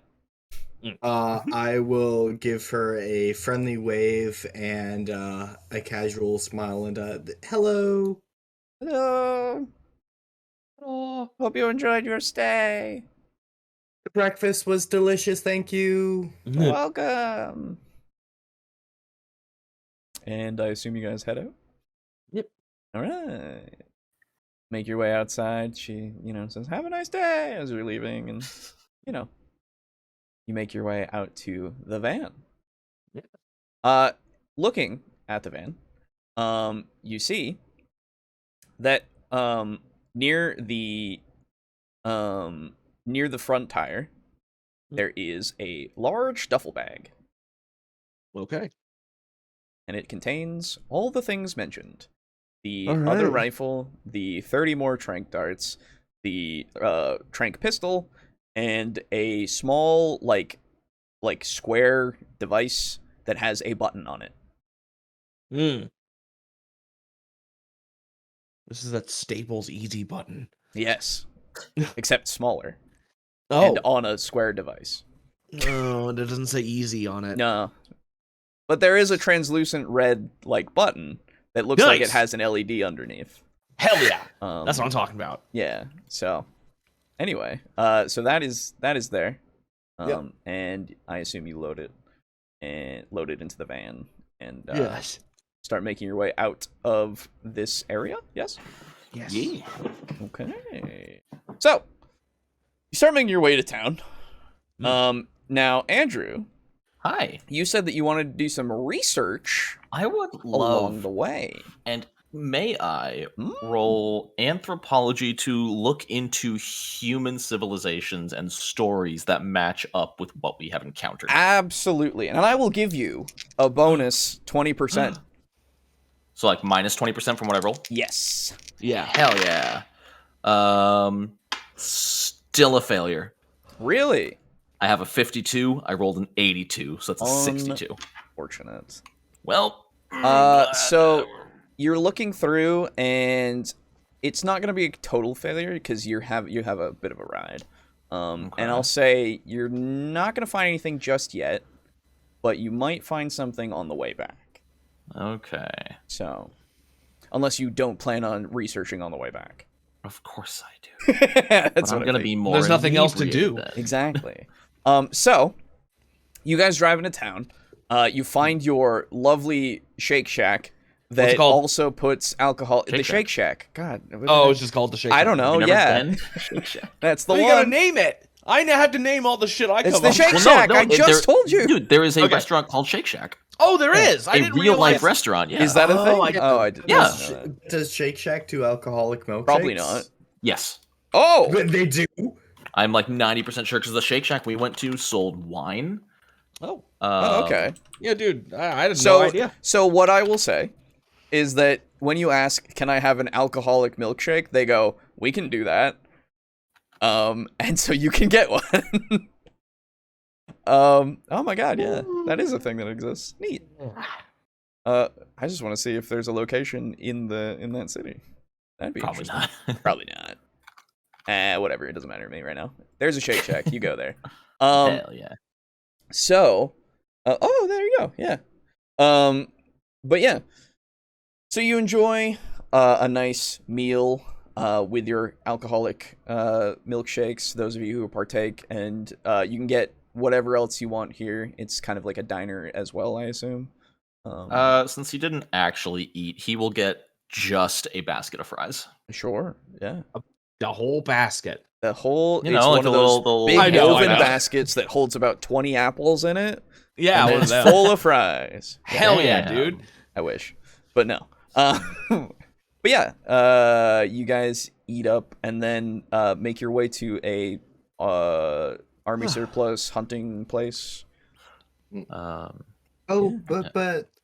Phil never got to order. Phil gets a burger. Sure, you get a burger and fries. Hamburger. Yes, you get food. And shoves it into his body. Absolutely, it is inside of your spleen. So, thank God. I don't think that's where burgers go. That is where burgers go. Just how I love my spleens distended in the spleen bucket.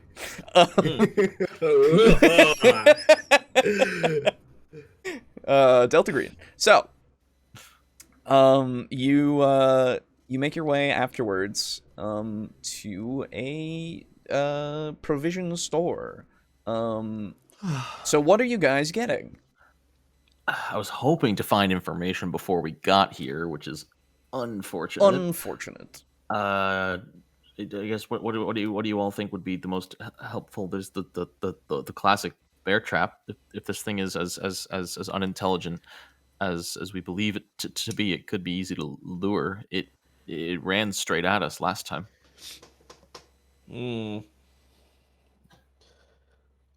Well, I'm not much of a trapper. I mean, honestly, we could just probably ask. Is that something we can just ask? Excuse me, how would this work on a werewolf? Well, what we would ask is what traps work best for larger animals. Okay. Bear trap up big. Do you have a dire bear trap? Well, we don't know if we need to use a bear trap or a snare or any other I suppose it different does type of trap. stand more like a person, though we can't exactly ask what trap would work best on a person. On a person, yeah. The only traps. I don't think any traps would work on it because, like, normally the only traps that work on people is stuff like taxes and stuff. And as we all know, traps are gay.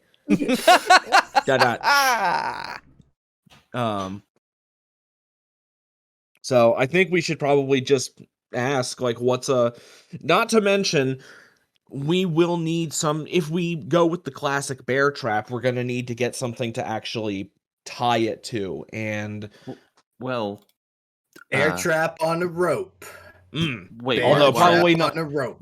Probably not rope. I would say chain. Because best case scenario, or worst case scenario, actually, the thing gets bear trapped, it realizes it's on a rope and cuts it with its claws, or it tears through it with its teeth. Well, that goes against the working theory that it's unintelligent. Well, we don't know how unintelligent it is. That's the thing. Not to mention, it came at us, but that was only after a fair amount of time spent observing us, and this will be our second time encountering it. So if it's the same one. If it's the same one, yes. And furthermore, we're now coming to it on its turf. So if it limped away, it's most likely going back to a place it feels is secure. So,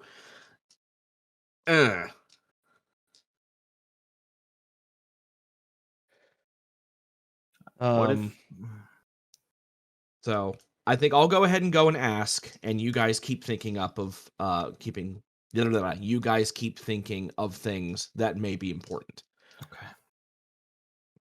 So, all right.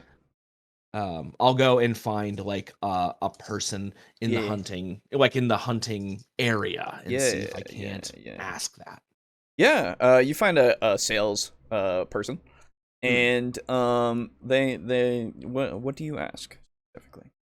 Well, I would like to ask what sort of traps are the best for larger animals, such as something around the size of like an elk.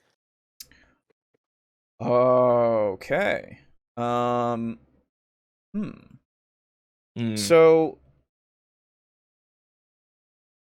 the guy kind of goes,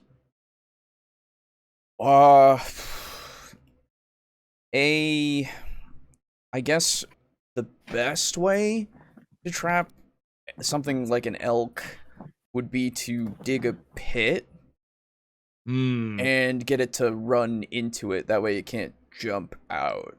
Fair enough. Be a pretty big pit. It would be a big pit. I mean, it's been tried and true since the 1860s. So true. Is Phil, like, did Phil come inside too? Do you want him to have? Yes. Then yes. Phil is like standing there holding like two fingers underneath his nose, kind of like when you steeple together just your index fingers. And he's like, what if it was a very jumpy elk? You would shoot it from afar. Perfect. Well, okay. I apologize. I probably worded that wrong. It's all right. I mentioned elk specifically because that's around the size. So okay. Then what would this is probably going to be a very stupid question, but would a bear trap be the most effective against something around the size of a bear or an elk? If we have to, Okay, if you're trying to trap something big, this depends on what kind of creature it is. You can get a large trap that can hold like a mountain lion. that's like 6 feet long. It's called a 72D. Okay. And it like I said, 6 feet long. It's like a cage. Can usually keep things pretty tight in there if you can lure them in. Probably bait it and see how that goes. Hopefully, it takes the bait and actually goes in the trap. But a bear trap would work on like a bear. Something that can't fit really into one of those things. Like it's 6 feet long, but it's also 3 feet, not 3 feet, like 2 feet high. It's not very big height wise, so a bear wouldn't really fit in it. Yes. Okay. But other than that, I guess a bear trap or a hole.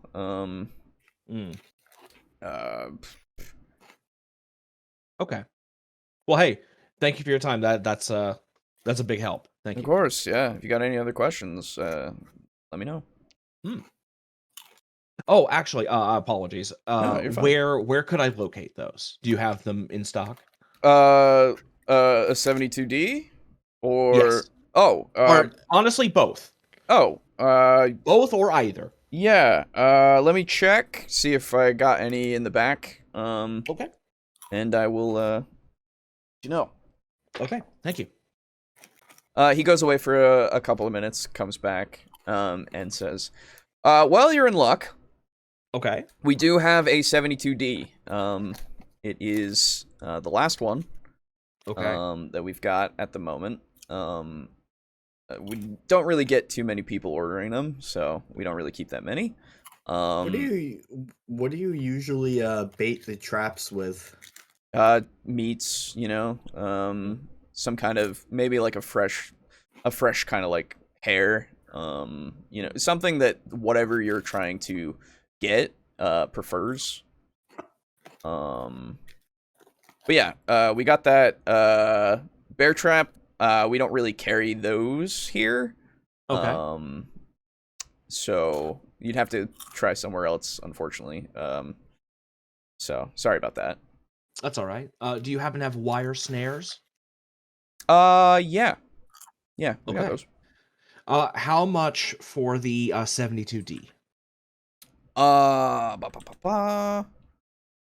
It would be. Let's see if it's within your price range here.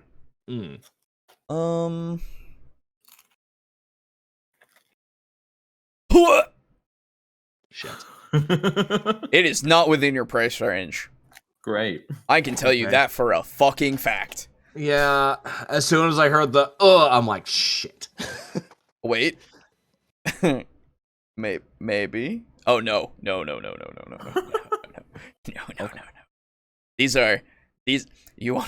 I'm looking at one right now. It's $654.99. Honestly, less than I thought. Yeah, I was expecting to be more than like a few thousand. No. Thankfully, no, but I would love to see it. What is it called again? It's a 72D extra large animal trap. It's the biggest one. Yeah, so well outside of your price range. Wait, this one says it might. I think it. Oh, it's like the cage ones. Yeah, it's just a giant cat trap, effectively. Yeah, I see. Well, let me step outside and let me phone a friend and see if that's something we can add to our expenditure. So I'll step outside, and I'll whip out my burner, and I want to call Hunter. Well, so my worry, thinking about it before we get Hunter involved, that is a very short horizontal trap. Here's the thing, though. That's not the point. That's not what I'm going for right now. What are you going for? You'll see. So let me just call Hunter, and if he agrees, then we'll try it. If he doesn't, then we'll come up with something else. So you call Hunter. Yes. And he picks up and says, "Jesse, what do you need?" Hey.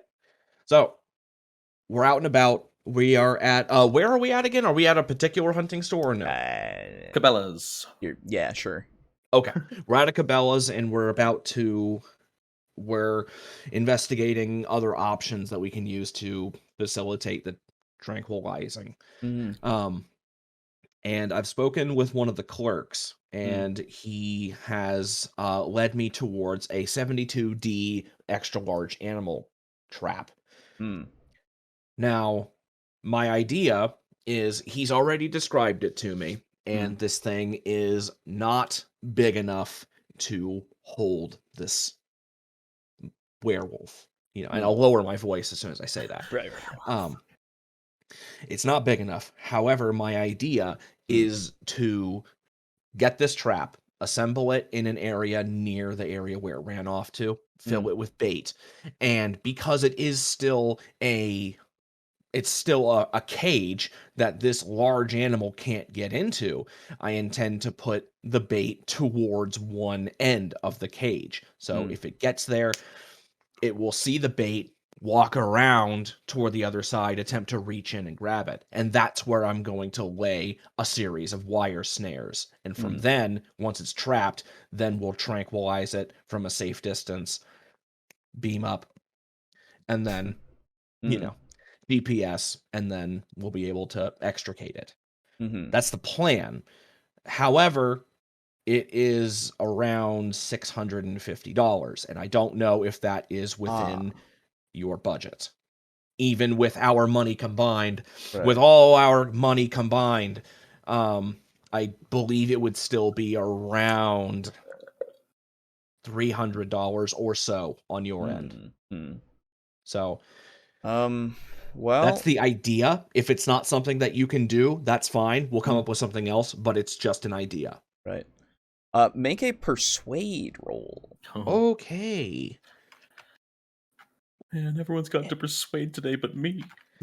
Don't worry, I'll probably fail because I don't... Oh, no, I have a 40 in persuade. That's right. Ooh. I have an 81.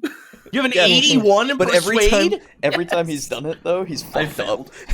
I've only done it once, but... I know. 29, baby. 29. Okay. You hear him just kind of like inhale sharply. He's just like, let me, and he's like, he kind of like, you hear some tapping on the other end for a little bit, and he goes, all right, I can move some stuff around. I can put it in the budget for now. No other purchases that I can facilitate, though, for the rest of your expedition, unfortunately. Then, okay, that's a lot to ask. Indeed. Okay, so then don't do that. Don't do that yet. I'll hang up. I'll go and speak with Phil and Andrew and see if they will be on board with this, and I'll call you back. All right. So, flip the phone closed, go back inside, find them, pull them outside, explain the plan. You have the plan explained to you. So why not? Why do we need the cage when we could just wire trap around the bait? Because if we're banking on this thing being smart, if it's that smart, couldn't it tell it was a trap? Because I guess we would need... How many wire snares would we need? I suppose if we use the cage, we can force it to go to one very specific spot. So here, let me draw it out. Yeah. Hold on, let me move. No, you're good. Okay. So if we've got, say the cage is like this, and the meat is here instead of here, we could force, we would know exactly where it was going to go because it would be going here. What if get it picks the cage up? I suppose I hadn't thought of that. I suppose we could take some rope and tie it down, or load it up with rocks, like put rocks inside the cage to weigh it down. I feel like the issue here is that if it is smart, it might be able to figure out what's going on, and if it's not smart, then a cheaper rudimentary trap would work better, or as well. That's Phil? true. And this is precisely why I told Hunter that I would call him back just in case. I don't think we would need to tie it down. It's sort of the purpose of the cage is that it can't run anywhere. Well, it's not going in the cage. It can't fit in the cage. That's the problem. Okay. You guys keep thinking and brainstorming. I'll be right back. I've been messaging one of my friends has something going on. Gotcha. I've been a bit distracted. What are you asking me? So the plan is to potentially, the plan at the moment is to potentially buy that very expensive cage and then put meat in like the back corner of the cage so that it can't reach it from this side. Okay. And it can't reach it from this side. So we would be forcing it to go to one very specific location, and this is where we would lay all the snares. So that when it goes over there. Then, okay, so my problem with this strategy is twofold. Okay. The first, what is preventing it from going around this way? And the second, why do we even need the trap as a whole if all it is a glorified food dish? Because if it was just a food dish, it would be able to come from here, and we might not be able to cover that much ground with snares. At least if we put the snares under the food, or like right on top of it, or like put it near a tree or cliff face. That would be a much better way to do it. But the thing is, we don't know if it lives near a cliff face. Well, even a large tree would have about the same effect. It can smell it. Also, cliff faces are an issue.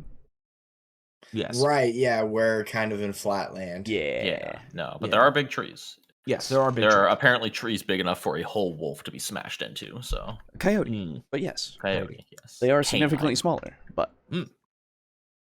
But yeah, no worry, that's why I made sure to tell Hunter that this is not set in stone.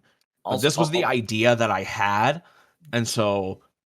Yeah, since they don't have bear traps at the moment, so they don't have anything particularly strong. And given how strong and how small wire snares tend to be, we may need to set out a few. Another thought is the money we save on the trap, we could buy a few more snares. Exactly. So, okay, since that cage was going to be the final purchase we'd be able to make. Because it's just so expensive. Yeah, I wouldn't support buying the cage. I'm okay. not. Okay. Yes.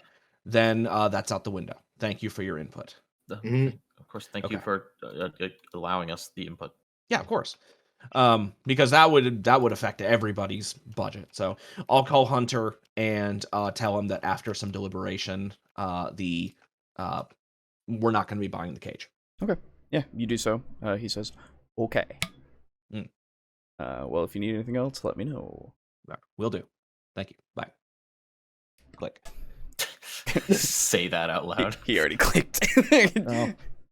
I'm still saying it. That's fine. Just okay, bye. Love you. Yeah, right. All right. So then, Hunter, say it back. Right. Yeah, right. We'll get it out of him one day. Well, if you work with him enough, maybe. Yeah. So, head back in, and I guess we'll need to pick up a bunch of snares. And actually, I would say we might. I was gonna say we might not need to pick up any bait, and I was gonna suggest that we find something that's already out there, but that seems foolish. So, like, in hindsight. Because my idea was to find a coyote, because this thing seems to really hate coyotes. It seems to hate everything. It's true. I would disagree with that, Andrew. It only hates things made of meat. Well, what about the trees? That's been true. Smashing them. Smashing meat into them. Trees may have been talking shit. You don't know. Yeah. Fair. All right. So, I guess we'll go back in and we will buy some wire snares, the strongest ones they got. Yeah. Let me see. Wires. Can't wait for this to backfire. Yeah, fine. It'll be okay. What are the chances of one of us rolling a 99 while setting snares? Yeah, or a 33, or a 44, or a 66, or a 77, or an 88. Or just 100. That'd be neat. I just want to see. Oh, okay. There's snare wire. Oh yeah, it's like $7. Yeah, perfect. Easy. Well, that's for the snare wire. Yes, that is the wire trap. Yep. Yeah, no, that's it. Yeah, you can make the snares out of the snare wire. That's the point. Wait, so what is it going to do? So when an animal steps into a snare wire, you are using the wire to. You're tying one end of the snare to a thing or anchoring it in the ground very strongly. Then you are creating a loop with a slip knot at the end of it, a snip knot. Okay. And so when an animal steps into the loop, and if they like step in it and lift it with their foot, how you I see the picture here. Yeah. Interesting. So it has to be like a slight bit off the ground, though, I imagine, so that it stays on their leg. Yeah. So yeah, but you can hide it under like underbrush and stuff. Yeah, and you can honestly make it as simple as taking a stick with a Y shape and just putting one end of the loop. Yeah, they're on that stick easy and just to make. That's why they've been used for thousands of years. Yeah. Do we think the wire will hold? That's why we're getting the strongest ones they got, and at the very least. It is severely weakened at the moment, and once we put a tranquilizer dart into it, it will probably be too weak to break out of them. Do they have stainless steel wire? Do they have carbon nanotube wire? Good question. No. Yeah. Hold on. Let me look at a couple of things here. This is for a snare drum. Nice. I was about to say snare drum. I was like, right. That's not what I want. Galvanized steel. Oh, that's hot. Yeah, I'm trying to see about. There's no way this is real. $4 for 50 feet of galvanized steel wire. Yeah. It's like nothing. That's the lie. Yeah, dude, steel is not expensive. Why is it so cheap? Because you can make it really fucking fast. Like cheaper than like wood. Yeah. Because you have to grow wood. Yeah. So, you find. Oh, you're lucky as hell. Yes, there is stainless steel snare wire. Huzzah! Is it still just as cheap? Well, not the one I found. It's a little pricey, I think. Hold on. The one I found. Hunter, we need money. Well, I highly doubt this thing could break galvanized steel. Well, it's stainless steel. Well, right. Stainless steel is $100. Galvanized steel is $4. Well, I found stainless steel for $46 actually. Okay. Over here. But galvanized is still. But what about $4? But True. we're talking about stainless steel and all that. But what about cast iron? Of course. Yes, known for its flexibility. Yes. So I will say, you'll be able to get some. How much are you trying to get? That's. Does it just come in like a It comes in a footage? spool. Yeah. Okay, like a spool. Okay. Yeah. So just like how many feet of it do you want, basically? Yeah. How many traps do you think we could make with like 50 feet? Because that seems to be the standard spool.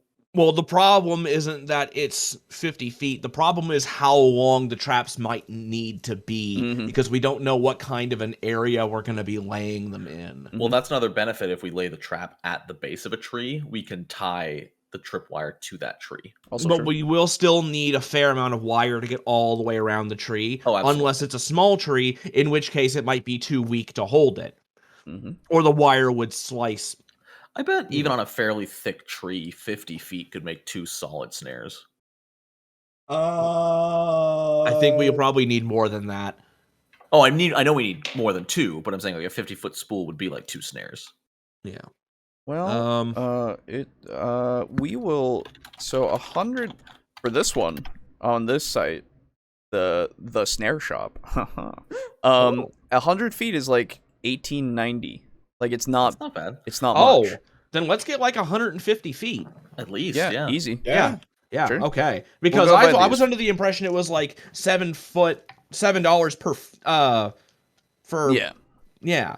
Well, so even if in reality it's a lot more expensive, we're going by this. So you are able to get as much as you really want at the moment. Obviously not like unlimited, but yeah, a good amount. So you could probably get up to 200 feet and just still be fine if you want. Okay. So then we'll do 150 feet. Okay. Easily enough. Because nerdy, it looks like the average width or the average circumference of a live oak is 17 feet around. So 25 feet would be almost perfect for a snare. There you are. So then, question: how do people usually bait wolves to an area? Great question. Because Phil is under the impression that what works on a wolf will work on this. So, why don't I have our? Well, you can just ask somebody. Actually, here it's typically. Well, I don't want to show our hand. I understand. And when I googled it, about what do foxes eat, I got the result of Arctic fox, which was singularly unhelpful. So what I will say is that due to searching, and it's pretty easy, any wild game or beef will work for bait. But wolves love beaver meat. It's like crack cocaine to a wolf. I thought they liked horses. Apparently, it's beaver meat. Well, I don't want to kill any beavers, so fuck you. According to this. Well, can I also get maybe some beaver musk? Yeah. And maybe make it look like an active area of beavers. I was really wondering if somebody was going to ever say musk, but yes, you may. I forgot that that's even a thing. That's fair. I wasn't going to give you it, but yeah, since you thought of it, absolutely you can. Yeah. So then we need to get a Davy Crockett hat. We need beaver piss and wolf piss. Yep. Easy. Most importantly, apparently it's a key ingredient in some whiskey. The galvanized iron. Yeah. Right. Yeah. Traps. That's what we're doing. That's what we're doing. But yeah, I'll say that you're able to. It's a little hard to come by usually, but I'll let you have it because you thought of it. Pretty good. Okay. You get like a bottle. Like it's probably like a don't open it 6-ounce bottle. It's not a lot. It is very much a small amount, but potent. Yeah. Yes, but it's probably very potent when you put your nose to the top of the bottle. Yeah, right. It's like one of those spray bottles, you know. Smells like beaver. Nice. Anyway. Anything else you guys want to get? I guess not. Camo? I don't think. Oh, yeah, that's a good idea. Camouflage. Now, do you recall that you still have that hunting blind? We might not need to do that. We have the hunting blind. Camo. Yeah. But even so. Yeah, no, okay. Yeah, that's fair. But yeah, Yeah, if you guys I want have your camo, to, you can. if I have to dive into a bush somewhere, that'd be nice. You can sit in the hunting blind then. Are you also going to get a orange hat so you don't get shot by the one other guy? Yeah, well, we told him not to come out. If he shoots us, we shoot him. Right. Oh yeah, there you go. That's the way. That's how it works. Yeah. That's true. What So else? then, yeah, I guess an orange hat. And should we get a decoy of some kind? Oh, wonder.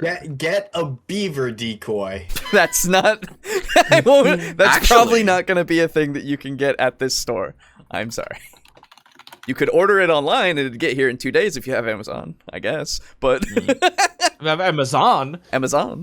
Yeah, my fucking mouth. Yeah, no, Anyway. I know. Hold on, Cabela. Actually, yeah, if you can find it on a Cabela site, then I guess. No, it they could- only have duck and goose. That's what I and thought. Deer. Yeah. Oh, you get a deer one. I mean, Well, that's why I'm yeah. saying maybe we should get the fucking like Davy Crockett hat and just put a little bit of the musk on there. I mean, at a distance. Good. So here's the thing about the blind versus tree stand thing. I don't want to be on the ground with this thing. Well, I mean, we're That's gonna be on the ground regardless, aren't we? I would prefer to be sitting seat belted into a tree 30 feet up and shooting a wolf versus... It's not a wolf though. It might be able to climb. There might not be any escape. Yeah, but it can definitely run faster than I can. Well, not with that many, not with how many bullets you put into it. I will say, before you start thinking about tree stands, they're fucking expensive. That's the other thing. They're Ooh, I did not real know expensive. Even the I thought cheapest they're one. like $50. No. Cheapest one I also- see is $100. See, now here's what we could. This is what we could do. We could take a rope or something, and a harness, and we could yeet the rope up over a branch, and then two of us pull somebody else up on top of that branch. That's the best way we could do that. And then just get like ghillie suits.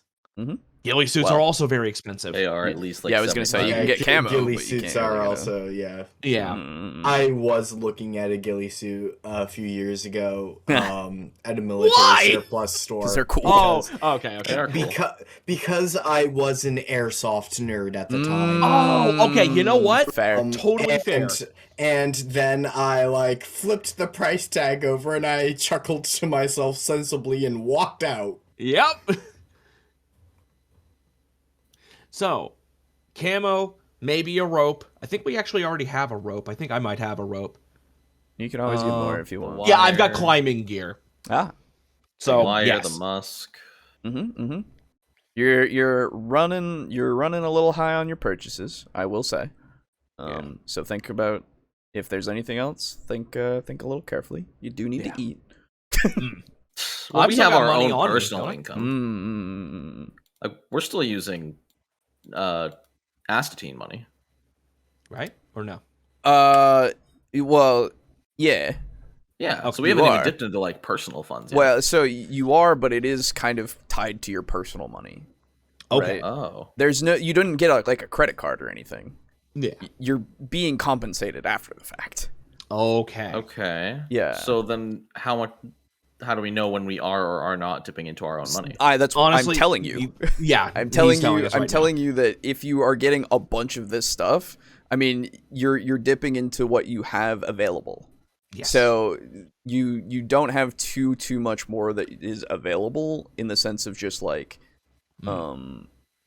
you'll like it depends on what else you want, but really high ticket items are going to be a little harder to get. Okay, so then let's stop with this. So we'll get the snare wire, we'll get the orange hats, Yep. And camo. we'll get the musk, Yep. and the camo, and then Imagine being a government shadow organization and not being able to afford tree stands. Right. Money's got to come from somewhere, dude. yeah, Yeah, it's just weird that they couldn't even like finance us over $1,000 total. Well, I mean, so they are paying for your that's- places to stay. They're paying for all the food that you eat. They let you relocate your hotel. They gave you guns. They also need to maintain secrecy. So they also can't need to funnel maintain too much secrecy. money. And it's the agency that's like, hey, we hunt down the paranormal. No one's gonna fund that. That's the other thing. Yeah. If it's a tiny unfunded thing, that makes more sense. Yeah, I just thought this was like official government stuff. No. It is like it is not official, if you will. You know, like it exists. People know about it, but those people who know about it don't fucking talk about it. Yeah, you know. Weird. So those things usually have more funding, though. Not for when they think people are crackpots. You trying to say something here, Brogan? Not when they think people are fucking crackpots. I'm just trying to say that in the grand scheme of the world, $2,000 is not a lot for a company. It's not a company. Yeah, it's not a company. First off. Second off, when you go to the president and say, hey, we need money to fund hunting werewolves. Yeah, but it's a little providing proof, like physical proof. Yeah, we don't have proof yet. They're trying That's the thing. This is Brogan. I had him give you the conversation. They're trying to capture and get this physical proof. Oh, so wait. Is this Astatine? No, is this Delta Green's first mission ever? No, Brogan. Listen. No, I'm actually confused. If they have had successful missions in the past and brought back proof, how is there no funding? Okay. I can't tell you everything. First off. Second off, success is relative. It depends on the things. If you guys pull this off, it's gonna be interesting. We'll see. But regardless, again, if you want me to explain fully to you after, I will do my best with my brain and how the things are working. So anyway, let's not do. We'll get you guys your alcoholic milkshakes, but no breakfast. I've got camping food. We'll have to make do with that. I mean, we already ate, so. Oh, did we? Well, when you guys ate at the little Shake Shack hotel. And the hotel. That's right. My bad. I thought we only went for I thought we hadn't gotten there yet. That was my bad. No. So we've actually eaten twice today. We're good. Yeah, you're all right. Okay, never mind that. So we still need lunch and afternoon tea, dinner, and something. So then I think that's it, isn't it? Unless there's anything else that we can afford. That I can think of, at least. You know what? Hang on. Real compass. Yes. So that's right. A real it's compass. It's like $4. Maybe, it's like nothing. Yeah. Maybe a map of the local area too. You can get that from like Google. But if you want to get like a physical map, then one that does not require service. Sure. Yeah. Okay. And then the other thing, wire cutters. Sure. Fair. To actually cut the fucking wire to make the snares. Probably a good idea. Yeah. Okay. I think that's good. Okay. So now you guys are heading back to Boone? Question mark? Are we not heading out to go get it? Like we have everything, don't we? Aren't we just basically ready to go? Yeah. That's what I mean. Are you going back? Into the wilds of Boone. Yeah. Okay. All right. So you guys start making your way, and of course, Andrew, you're doing your research, and it takes a while until you're driving through Boone, specifically. Going back towards. Are you going back to Are you going back to where you dropped yourselves off before? Down here? Probably the best plan, yeah. Okay. You're driving through Boone to get there. Actually, you wouldn't even need to drive through Boone, I think. Yeah, you could take a side road and stuff. Andrew. Yes. You come across something interesting. Ooh. Now, I don't know if any of you have heard of, but Michigan specifically has a bit of a legend, one that isn't really, too popular, but it is a thing that exists. And after some digging, you find out about the Michigan Dogman. Oh. Yeah.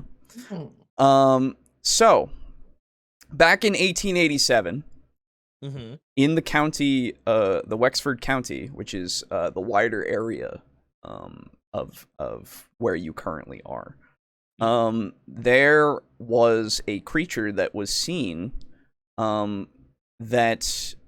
allegedly seen, that was around 7 feet tall, had, either blue eyes or amber eyes. It's really up here, there, different accounts, but of a bipedal canine-like man, one that had a extremely fearsome howl, and according to the legends itself, the Dogman would apparently appear in a 10-year cycle that usually falls on years that end in 7. What year is it? It's 2021 technically, because we started that. So take that as you will. Now, it was originally sighted here in this kind of county, whilst it has, as you kind of dig further, many Dogman sightings have been reported across the country. It seems like people see this thing in a lot of places, and regardless of whether or not it's true, the accounts are very similar all over the place. They see some sort of bipedal dog man that can act aggressively or sometimes disregards people. Like, the accounts are very wide and varied on how this creature behaves, but a lot of them, like, overall kind of give you this this impression that the thing is somewhat intelligent. It does at least know like trigonometry and stuff. Yeah, it knows deep geometry. It's smarter than me.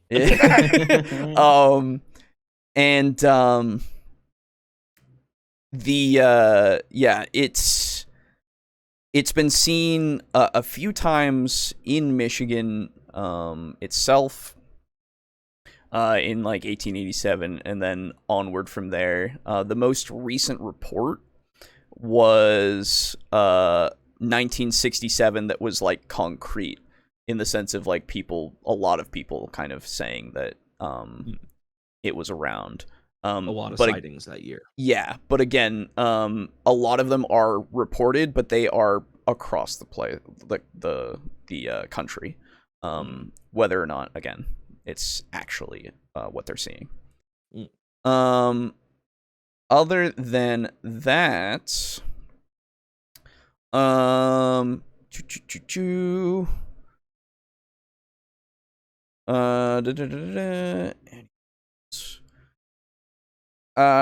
you find a few different like drawings that have been done that look very similar to what you have drawn yourself. Okay. Especially the one with the anime eyes. Right, Yeah. yes. You also find a picture, and I will let you guys see this. One that looks very dubious. Doesn't look like what you've seen, but it does at least look like a dog. It's like a possum. It's like a yeah, shrew. exactly. But that is the only like photograph that is. Alejo, I beg of you, please tell me my recording was of higher quality. Oh, it was definitely of higher quality than that. Oh, thank God. Don't worry. My self-respect was on the line. Don't worry. But that's the thing. Like, people don't have an account, like an actual proof of this thing. There's just these stories. Gotcha. There's this, right, and things like this, where it could be a dog, it could be a possum, it could be just a random dog in the side of the road, you know, like, you know, there are some of those videos that you find of just like this really shitty looking thing that is probably a puppet, right? Like, you know, and like there are some where you just see eyes in the forest, and that's it.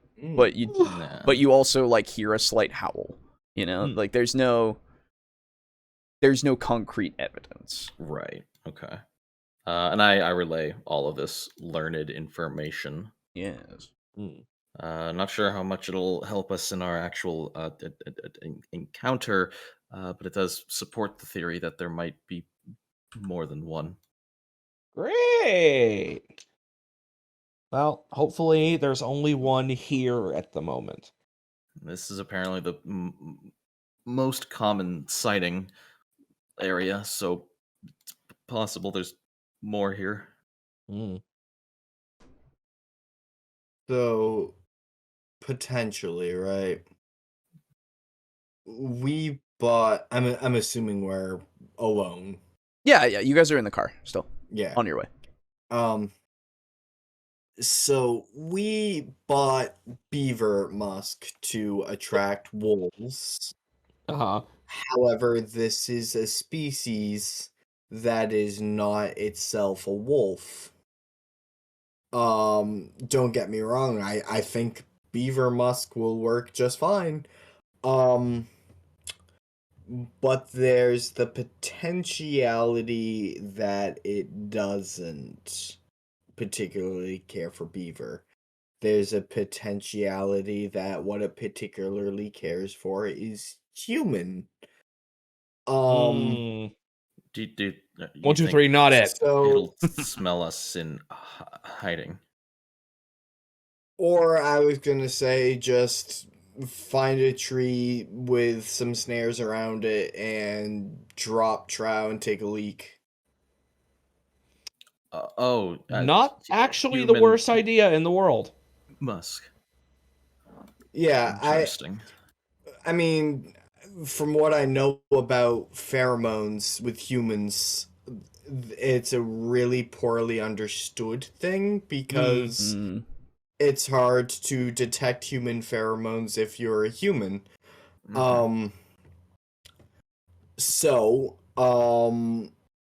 We may just be barking up the wrong tree. May just be pissing up the wrong tree. There you go. Down the wrong tree, but yeah. There is the fear that if we put human pheromones down, that it'll actually tip it off. Maybe because it's on the run now. That's the thing. It does it again. It all depends on how smart it is, whether or not it can tell it's being hunted. Was there anything I saw in how the creature behaved last night that would indicate to me that there's anything more than just raw hunger playing out behind this thing's eyes? Why don't you try and give me a retroactive, I'll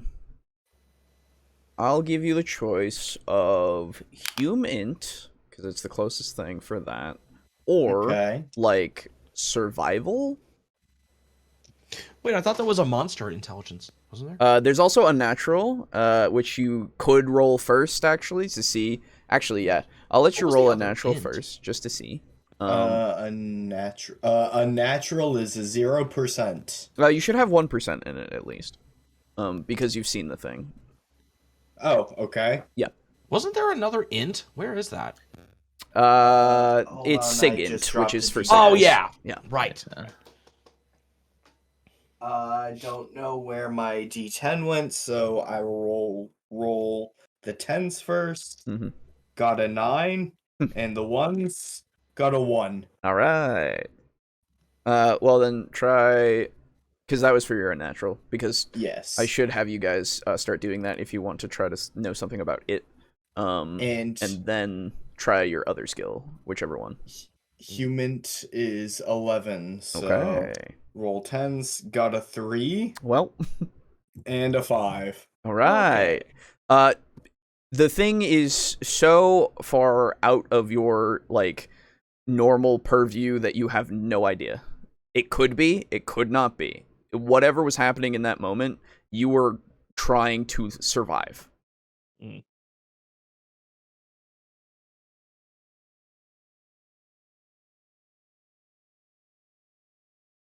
So, yeah, you guys eventually make your way and arrive at the spot where you left your car the first time. Any signs we of... see a truck? Looking up and down the road? No, you do not see a truck. Thank God. D10, D10 has been recovered. Good. There were no losses. Ah. Good. Yeah, you don't see a truck here.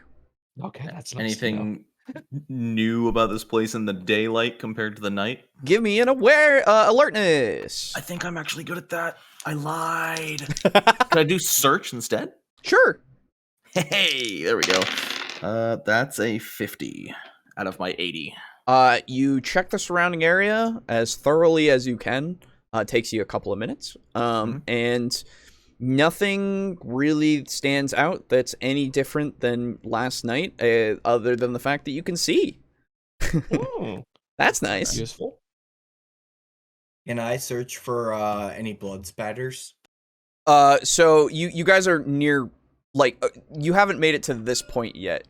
I assume you guys are going there now, which won't be hard for you to get to. You've already been here. And the light of the day, you can read the map fine. You've trodden this way. I'll let you just get here.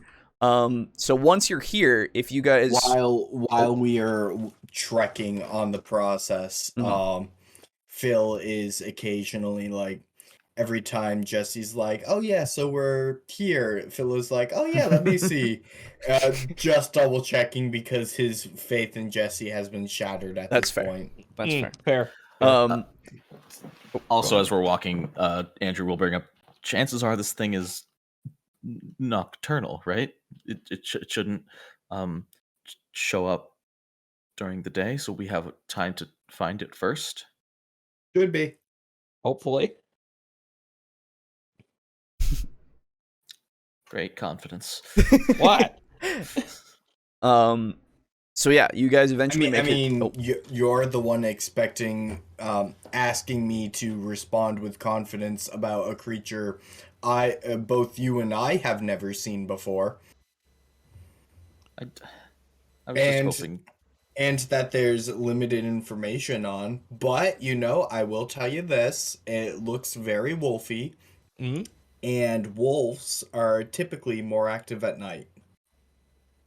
Yes, thank you. So eventually you guys make it to the clearing. Now, if you guys want to try to search for the trail, I will allow survivals and searches from each of you. Can I help someone roll with advantage? No. Survival and search? Oh my god. Okay. What you can do, Aiden, is you can roll it out, and if you succeed, you can add a plus 20% to somebody else. If you want to specifically help them. You mean minus 20%? Well, yeah, same difference. Okay. I have 80 search, and I rolled a 91. Ooh. I have 20 and rolled a 44. Well, that's and a failure I have as well. a 60 and rolled an 82. Alrighty. We all go blind. Very but good. We do know that it went west. Yes. So searching around, you can't really see any kind of blood trail. You can't really see a direct, like, path either, but again, you do know the direction that it went, at least. So we could go for a time and then see, and then, like, try searching again. Yeah. You could. Yada, yada, yada. Sounds like the best idea. All right. So, So you start trekking? We yes, trek. I do. All right. How long do you want to trek for? As long as it takes. Well, no. So it's basically when do you want to start searching again? An hour? No, I'd say maybe every 20 minutes or so. Every 20 minutes. Damn. All right. All right. Well, I mean, if we're just walking for 20 minutes straight, that's a fair distance. Yeah. It depends how fast we're walking. That's like maybe a mile, maybe 2 if we're like hoofing it. But the other problem is that we don't know if it ever veered off. Mm-hmm. And so we need to make sure we, How big is this area, like mileage? Like, is there a scale anywhere? There is scale, down the bottom right-hand corner. So that's about a 5,000 mile. feet. Yeah. Okay, yeah. So a mile is actually a pretty good chunk of this area. Yeah, and a mile is like a 20-minute mile is fair. Like that is absolutely what it is. Even like packed up and whatnot. Yep. Yeah. And so you guys go about a mile. I will allow another check from all of you, if you would like. Thank you. Yes. Watch me. You know what? I don't feel no. Oh well. Oh my god, 86. I failed again. 80. Okay, more Holy failures. You're only getting 1%. Fucking 1. Hey! Ooh. Fantastic. Was that with survival or was that with search? Search. All right. Well, So now, just to confirm, Yes. I rolled a 1 on the ones dice and then a 0-0. yes, that is a 1. Okay. So Yeah, because it would have needed to be a 0-0-0 and then a 0. Yes. That would have been 100, right? Yes. Yes, that would have been 100. So some things come to your attention. Okay. Whilst you're traipsing through the forest. Man, I needed to fucking click the eggs today. You spotty here. But whilst you're traipsing through the forest, you come across what looks to be some torn up earth as you're kind of going, and you kind of examine it as you're going, and you see definite like claw imprints and like scooping, right? As if something was on all fours running. And upon further examination, you also see little specks of blood here and there on the grass. You also see a definite furrow of like through the grass itself that has been laid down by other tracks. You don't see specific tracks, but you know that something else is also going along this same path. So it's a game trail. No. Oh, no? Oh, okay. Something else is also going this way. It is not kicking up the dirt. It's It's not laying it down like super hard, but you do see clear indications that something else is following these tracks. But we can't tell like what species or anything. There's no clear like indication. Hey guys, at the moment. Do we have cell service here? Not really, no. Well, it's spotty. You could climb a tree, I guess. I will. Either way, I will open up the map and say, Jesse, where are we on this? Good idea. Mr. DM, man. You are here. Okay. I'm just going to put a dot. Yes, I would like to put dots on both areas. There's your dot. Yeah, this is the dot, the blue thing. Okay. 1 second. And I'm just going to take a photo with my phone. And using the drawing on tool in the phone's gallery, just put a dot where we are and a dot where we encountered it. Save that as a photo, and I'm going to take a photo of the scuff marks. Yep, you do so. I would actually also like to is the blood on like the ground and the dirt, or is there some on like blades of grass or leaves? There's like some specks that are on the ground, but most of it is like hit the leaves a little bit. Okay, then I would like to grab a couple of the leaves that the blood is on, and let's see, Phil, do you have any place where you could maybe put these leaves, because this has a blood sample? This might be worth keeping. No. Okay. Then let's see. I will put. We could always. Oh, you know what? Wait a minute. Hang on. Andrew. Yeah. Could you take these leaves and maybe put them into like one of the back pages of your notebook? Just to keep them on hand? Yeah, just to keep them because I don't want them to get destroyed. What if instead, because putting them in a notebook will destroy the blood you ostensibly want to harvest, what if instead, do you have the empty vodka bottle on you, Jesse? Jesse?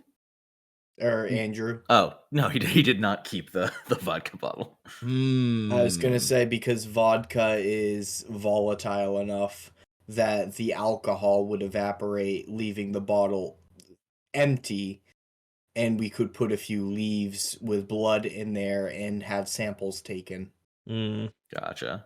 Well, then I guess I'll just I'll put them in a thing in my backpack. Do we not? Do none of us have any plastic baggies? Guess not. Yeah. Let me just look through my inventory real quick. Honestly, yeah. At this point, if you don't have something that would have them with it, I wouldn't say you would. Yeah. I mean, I could always, and I take out the case of the screwdriver with interchangeable heads. And I could always take all the screwdriver bits and bobs out and the foam, and because it's a case that will clasp shut. Oh. Okay, then yeah. You do that, you give me the screwdriver stuff, and I'll put it into a separate pocket in my backpack. Works for me. There you go. Perfect. Easily done. Wow. As easily as taking a bunch of tiny screw heads out. Yeah. I'm just putting them, every single one of the screwdriver heads into a side pocket on my backpack. Oh, you're putting it in your backpack. Okay. Yeah, sure. So. Oh, shit. I meant to buy a first aid kit when we were in town. Can I retroactively buy that? You still have 3, don't you? I just have backpack first aid kit 1. I remember. Oh, no, I do. Yeah, first aid kit 2. Yeah. Okay. You had 3. So I will change that to a 1. Yeah. There we go. Perfect. Okay. So with that out of the way, I think that is where we're going to end off with you guys following this trail into the forest. We do a kill.